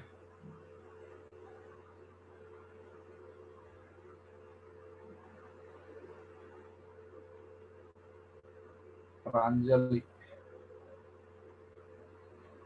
Hello, sir. Ask your doubt, sir. Sir, we want that fault clearing time should be minimum. That should be minimum. But sir, then why are we intentionally making definite time relay? Why are we intentionally doing that delay? That depends on the location where you are using. Suppose if you are using a backup relay, that means if main relay fails, then backup relay should operate. There we should intentionally provide the delay in that. That depends on the application where you are using that. Okay, sir. And sir, in case of protection CT, sir, we have seen that for like 400 by 5 CT, we have 10 ampere. Sir, page number 34. Page number 34. 34. Okay. What is Sir, it? here 34. Okay. 34. On the, yes, sir. Here on we have, suppose we have 400 by 5 CT, but our ammeter is rated from 0 to 10 only. So, sir, if we get 800 by 10, then it will show 10 on the ammeter. But if we get 1000, then also it will only show 10. Here, what I am saying is here you are not. I am not what for the design constraint that I have said here. See, observe here. Normal current that will be 0 to 5 amperes only.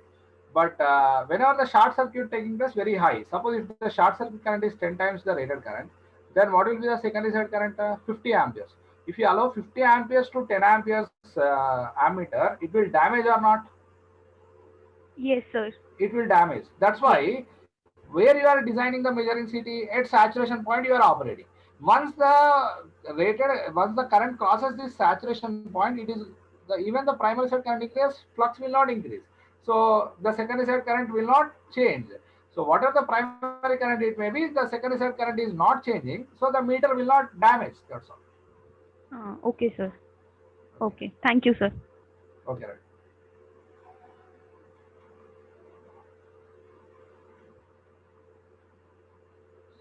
Sai Charan.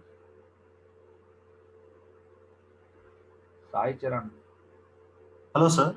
Ask your doubts. Sir, what are the topics we cover in this subject? Protection, load frequency control, economic load dispatch. Okay. Sir, one more doubt. Sir, is speed related to mechanical quantity or electrical quantity? What you are asking? Speed, sir, speed. Speed is mechanical, no? Yes, sir, but in open circuit fault, you said P mechanical is constant. Speed of the relay you are saying, or speed of the alternator? Alternator, sir. That is mechanical speed only. Yes, sir. In that sense, in open circuit fault, okay, you said P mechanical is constant, it will never change. Maybe 10. Here, what I have said here? Yes, sir. What Yes, I sir. said? Last previous. Okay. Yes. What I said? P mechanical. P mechanical is mechanical power. Yes, sir. Next slide. Can you open next slide? Okay. Here you said only P electrical will change. If fault that mechanical input is same. Mechanical input is same, but the electrical power transfer got reduced. No, one of the line got disconnected. So there is an unbalance between mechanical input given and electrical power that is transferred. So where that difference of power is absorbed, that difference of power will be absorbed by the acceleration of the machine. Okay, that means the stored kinetic energy gets increased. Stored kinetic energy is increasing means speed increases. I think you got it. So what happens, suppose if you are driving two persons on the bike at 60 km/h, the person who is sitting on your back seat got jumped down suddenly, but your acceleration is, that means you have not changed your acceleration. But then what happens, speed will be going beyond 60 or it will be same at 60? Beyond 60. Beyond 60. Why? The machine will be accelerated there. Okay. But in that sense, P mechanical will change, no, sir? Is it mechanical means if you are decreasing your accelerator, then P mechanical will change, no? Okay. Okay. Okay, fine. Okay.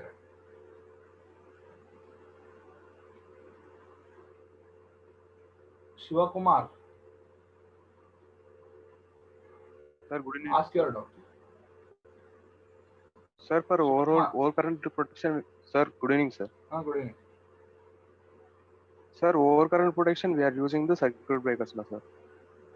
Then which equipments we are using for over voltage protection? Sir, whether it is an over voltage or over current, circuit breaker is the one which has to disconnect the faulty section and healthy section. That's all. Okay. Relay placing is different. For over voltage relay, we will connect through the PT. That means potential transformer will be using. For over current relay, we will be using current transformer. Then on CT secondary side, you will be connecting. Okay. Finally, the circuit breaker has to disconnect. Circuit breaker will be only the one for whether you want to disconnect due to over voltage or due to over current. Okay, sir. Sir, you told that short circuit current is more dangerous than open circuit current. I have not said that. The person who has asked this, he asked which one will be more dangerous. That you cannot say, because one is resulting in over voltage and the other one is resulting in over current. Both will damage the equipment. Okay. If you can compare line to ground, line to line, triple LG, we can compare. Because all those are short circuit in nature. You cannot compare short circuit fault with open circuit fault. Okay. Okay, sir. Sir, in that open circuit test, the maximum voltage occurs at is infinity, na, sir? In open circuit? Open circuit, open fault is occurred. The voltage at the point is the maximum infinity, na, sir? Infinity voltage will not exist, sir. What do you mean by infinite voltage? The voltage exceeds its rated value, not infinite. Okay, sir. Sir, you told that acceleration is occurs in the motor, sir, in the previous. Acceleration is increased. Suppose if you want to run your machine at 1500 RPM, it may go to 1600 RPM or 1700 RPM, but it is not speed is not going to infinite, no. Not infinite, but it is increased. increase the rated speed. More than its rated speed. Okay, thank you, sir. Okay. Pravalika. Sir, good evening, sir. Good evening. Sir, how power factor will depend upon the capacitor effect? That's all. No, that means the nature of capacitive current. That means capacitor transmission line. If you consider, it consists of inductive as well as it is more or less what series combination of resistance and inductance and shunt capacitance effect. No. Yes, sir. Whenever the voltage is increasing, energy stored in the capacitance is increasing. That means capacitive nature is more when compared to inductive nature. Okay, sir. More predominantly. Sir, another doubt, sir. Sir, relay time means exactly what, sir? The relay gets gets connected to the trigger circuit, sir. Just wait. Just wait. I will show here with that animation. Here. Just wait.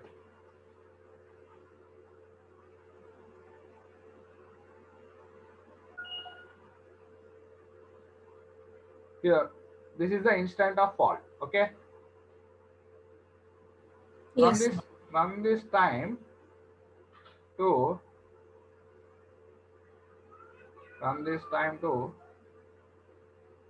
closing of this strip circuit. To this time, it is nothing but what? Relay time. Here the relay contact has closed this strip circuit. No? Yes, sir. This is nothing but issuing of trip signal. Okay. Okay, sir. This is relay time. After this, the circuit breaker contact has to separate and the arc has to quench.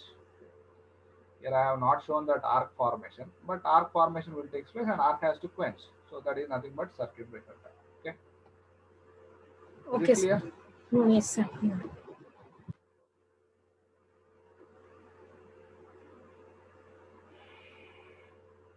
Anil Kumar. Sir, good evening, sir. Hello. Any doubts, sir? Good evening, sir. Good evening. Your voice is not audible. Can you increase your voice? I am not. Sir, your voice is not audible, sir.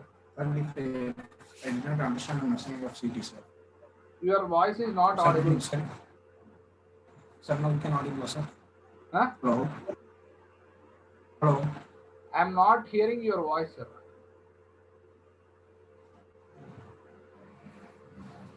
So I will take another note. We'll see. Pratyusha.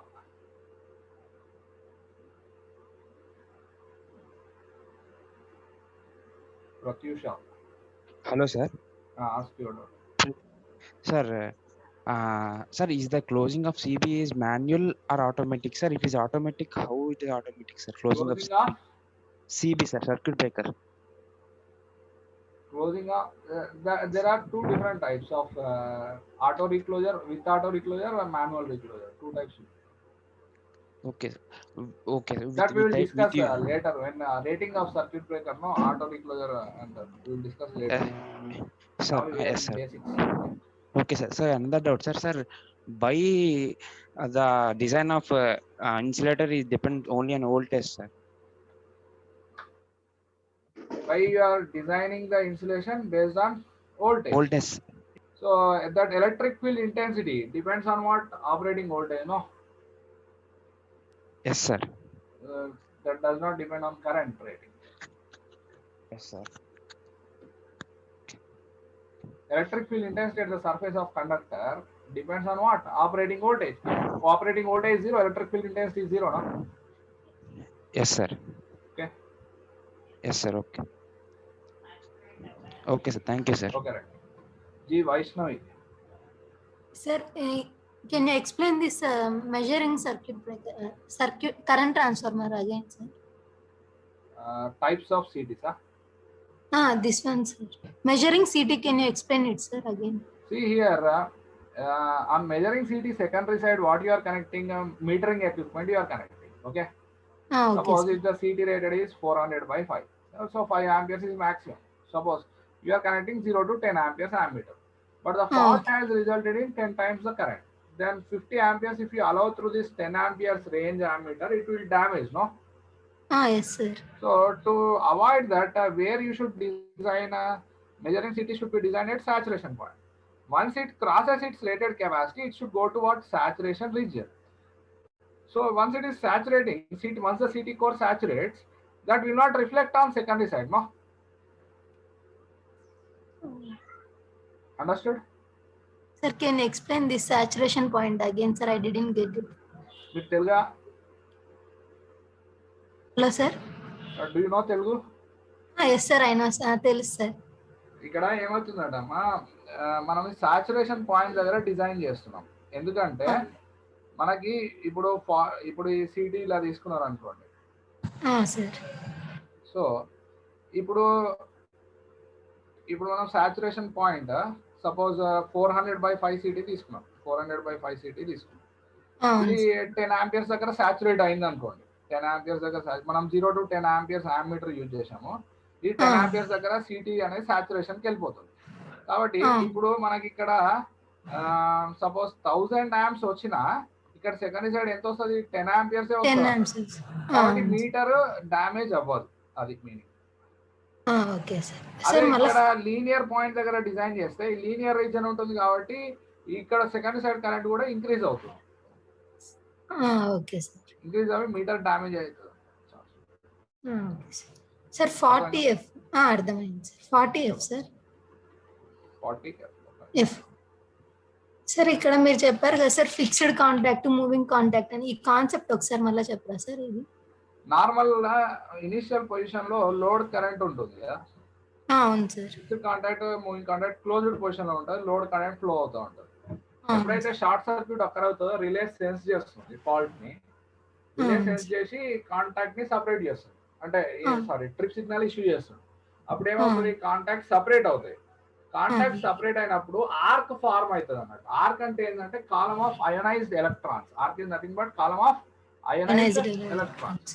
So there is a path for fault current. Even the contacts are separated, isolation is not done. Here isolation is not done. Okay, ఇక్కడ circuit breaker function ఏంటి? Isolate చేయడానికి. Okay, isolation చేయట్లే ఇక్కడ. ఇంకా isolation complete కావాలి. Isolation కావాలంటే arc quench చేయాలి. Arc quench చేస్తాం. Arc is removed, then only isolation is done. So circuit breaker time is the sum of opening time plus arc quenching time. Okay sir. Okay sir, understood. Hello Dwarkesh. Hello. Ask your doubt. Sir, I wanted to ask that you have said in current transformer that the volume of the protection CT will be more than measuring CT. Sir, why is that? Volume of the CT core required. Which slide that one? Next slide, sir. The volume of the CT core required will be more for protection CT when compared to measuring CT. Because here protection CT should be designed such that the fault current should be reflected on secondary side. That means even if the fault current is allowed, the CT core should not saturate. Okay. Yes, sir. That means fault current will be more or rated current will be more? Fault current will be more. Fault current will be more. That means for higher current, the core should not saturate, means you should have more volume of the core, no?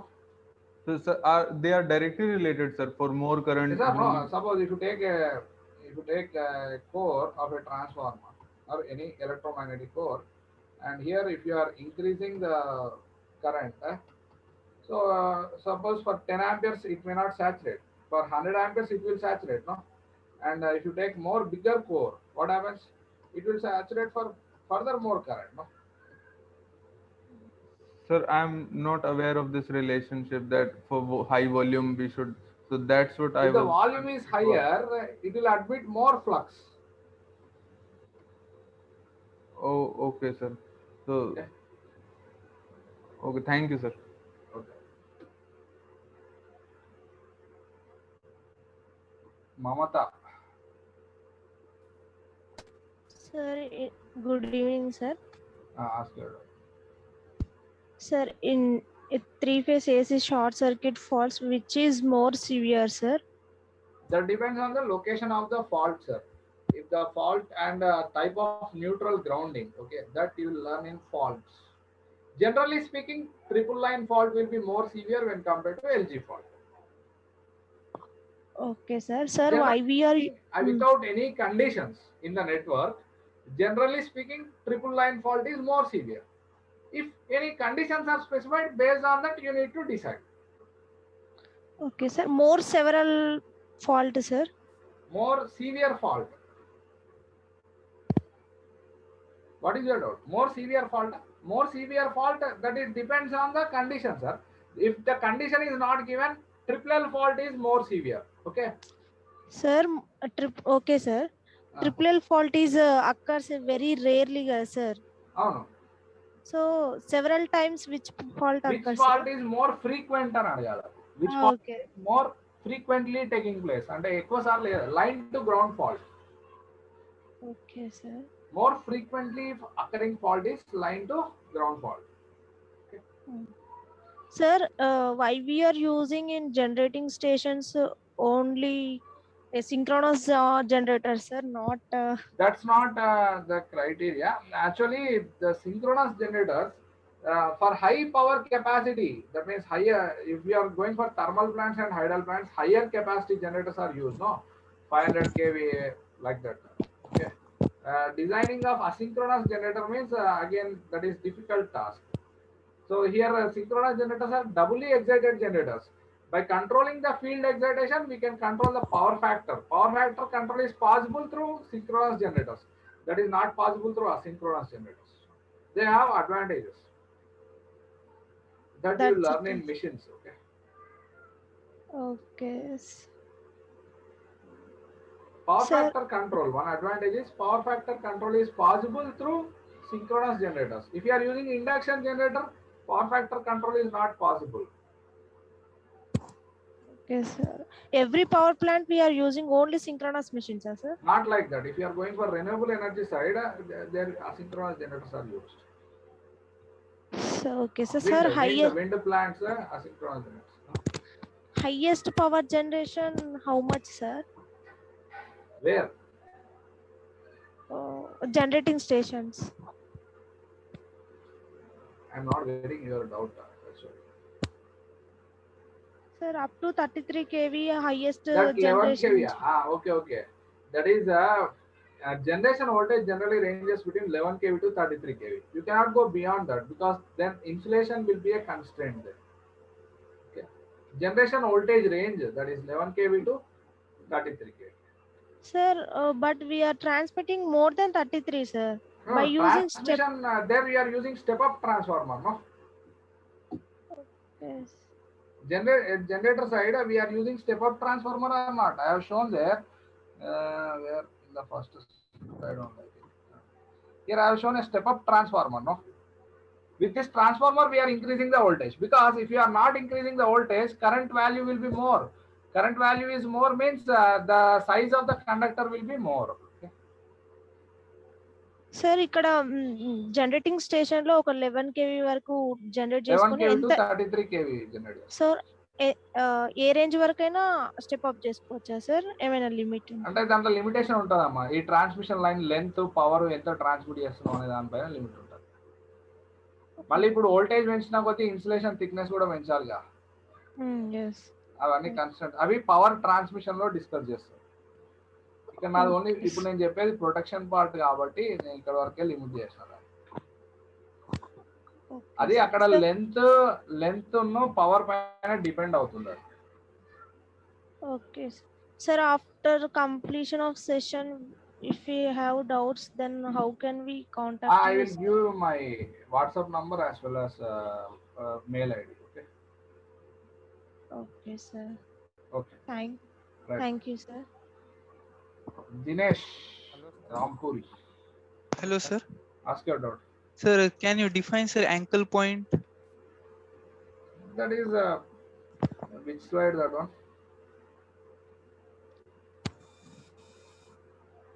Sir.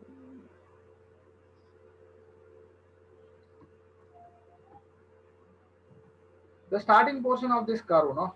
The Yes, initial sir. point. After this angle point, you have linear region, okay? But beyond this saturation point, you have a saturation region. Sir, it means that, sir, our design of relay is in between ankle point and saturation point. No. Is a range. The protection CT, if you observe, protection CT rated current will be at this ankle point, okay? So it will allow this linear region. That means the fault current will be reflected on this secondary side. But measuring CT is designed to operate at this saturation point. Once the current exceeds its rated value, it goes to saturation point. Okay, sir. Okay. Get it, sir. Thank you, sir. Okay. Hello, sir. Ask your doubt. Sir, in circuit breaker configuration, you said about a normal condition and faulty condition. What the normal condition defines, sir? Where? In circuit breaker configuration, you said no, sir. Normal condition means under load, whenever the load has been allowed through the system. Load current. Oh, okay, sir. Whenever the abnormal condition means fault condition. Okay, sir. Sir, can you explain the reliability concept once again, sir? Relay circuit breaker configuration. Reliability. Reliability means it is in terms of dependability and security. So dependability means it should operate whenever it is required to operate. Suppose if you take a system like this, an alternator, it is connected to a transformer. Like suppose if you take. Suppose if this line is experiencing any fault, if relay one is placed here, if this line is experiencing any short circuit fault, this fault current will be in this path like this. Okay, this generator will deliver the fault current. This relay has to operate. Dependability. It should operate whenever it is required to operate. But suppose a relay placed at this location R2, if you consider, even though it is sensing this fault, it should not operate because it is a security issue. It is a security issue because if the R2 operates, this entire section will be disconnected from the source. Okay. Okay, sir.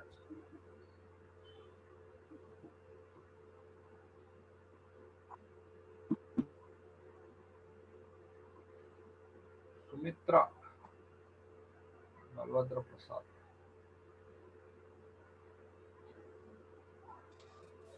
Ask your doubts. Sir. Ask your doubts.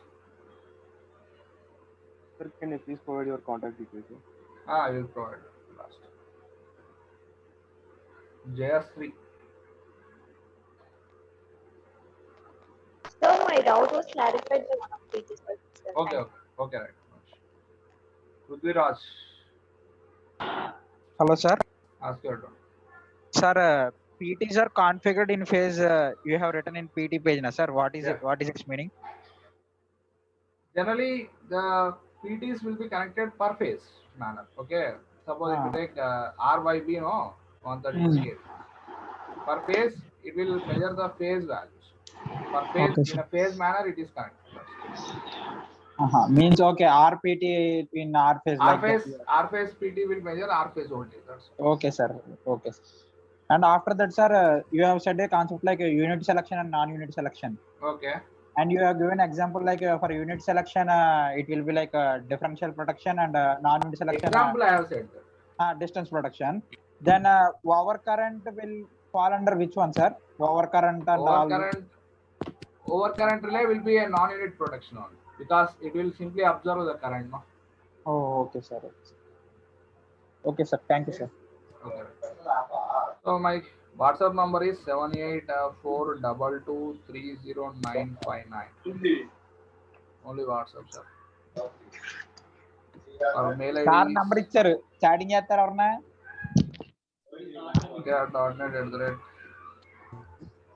gmail.com. Don't send any unnecessary messages, sir. Any valuable information do you require, it will send. Okay. Hello, sir. Ask your doubt.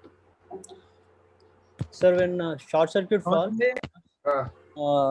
relay conductor moves and it closes the trip circuit, and in the moving contact moves and it opens the circuit breaker, no, sir? Okay. Why can't we just remove the trip circuit completely and connect that relay contact to the moving contact, and just when the short circuit? But here the problem is even now the network is disconnected, no? Once the network is disconnected, if you want to close the circuit breaker, that DC source, you cannot store AC, no, we are AC power. We are saying storing only the DC source. Batteries. I did not get you, sir. What is the problem if we remove the trip circuit, sir? I did not get you. Can you please? You are saying that there is no need of trip circuit. Yes, sir. That relay plunger has to remove that. What you are saying? Circuit breaker contacts has to be separated from that. Okay. Yeah. Yeah. But how once the circuit breaker contacts are separated? Yeah. Now you want to close the contacts. Then how do you close the contacts? I'm not sure, sir. You said manually and automatically, both ways you can do it. That's what. Even manually means manual. You should give some signal, no? You should use a close signal. Yeah. That then the source is required, no, for that motor operation. Okay, so to restore the line, we have to we need this trip circuit. Trip circuit. Okay, sir. Thank you, sir. Right. Thank you. Sir, good evening, sir. Good evening. Sir, in IDMT relay, you told about CTs, no, sir? So in that IDMT relay, that relay is defined only by CTs, no, sir? I'm not saying this one IDMT, no, this one only. You are asking. Yes, sir. Hello. This is only like its characteristics are only defined by CT only, sir. This is based on the saturation concept and CT core. Okay. Not sir. I'm asking that the characteristics of this relay is only defined by CT, but not the coil, sir. Relay coil. Not the relay coil here. By what saturation concept here we are taking? Okay, sir. So what about the relays of other three relays, sir? Here we are what not about considering the CTs any. of other three relays? That's right. Here, whenever you are going for the other relays, they are not time dependent. No. Here, if you are considering. If you are considering instantaneous relays, it is simply checking the magnitude of current. Here, there is no time dependency. Yes, sir. Yeah. Here also there is no time dependency. Okay. So in this inverse and definite time relay, the reflection of fault current is different from other three relays, sir. See here, the reflection of fault current will not change. What I am saying, once it gets saturated, it will not change its characteristic. No, once it gets saturated, secondary side current is not changing. So relay current will not change beyond that. So relay current is not changing means operating force will not change. Okay. Okay, sir. So what is minimum? Minimum means minimum time of operation. Beyond this saturation, it will take this minimum time of operation. Yes, sir. Yes, sir. Okay, sir. Okay. Okay, sir. Right. Thank you. Sir, my name, sir. Krishna Reddy.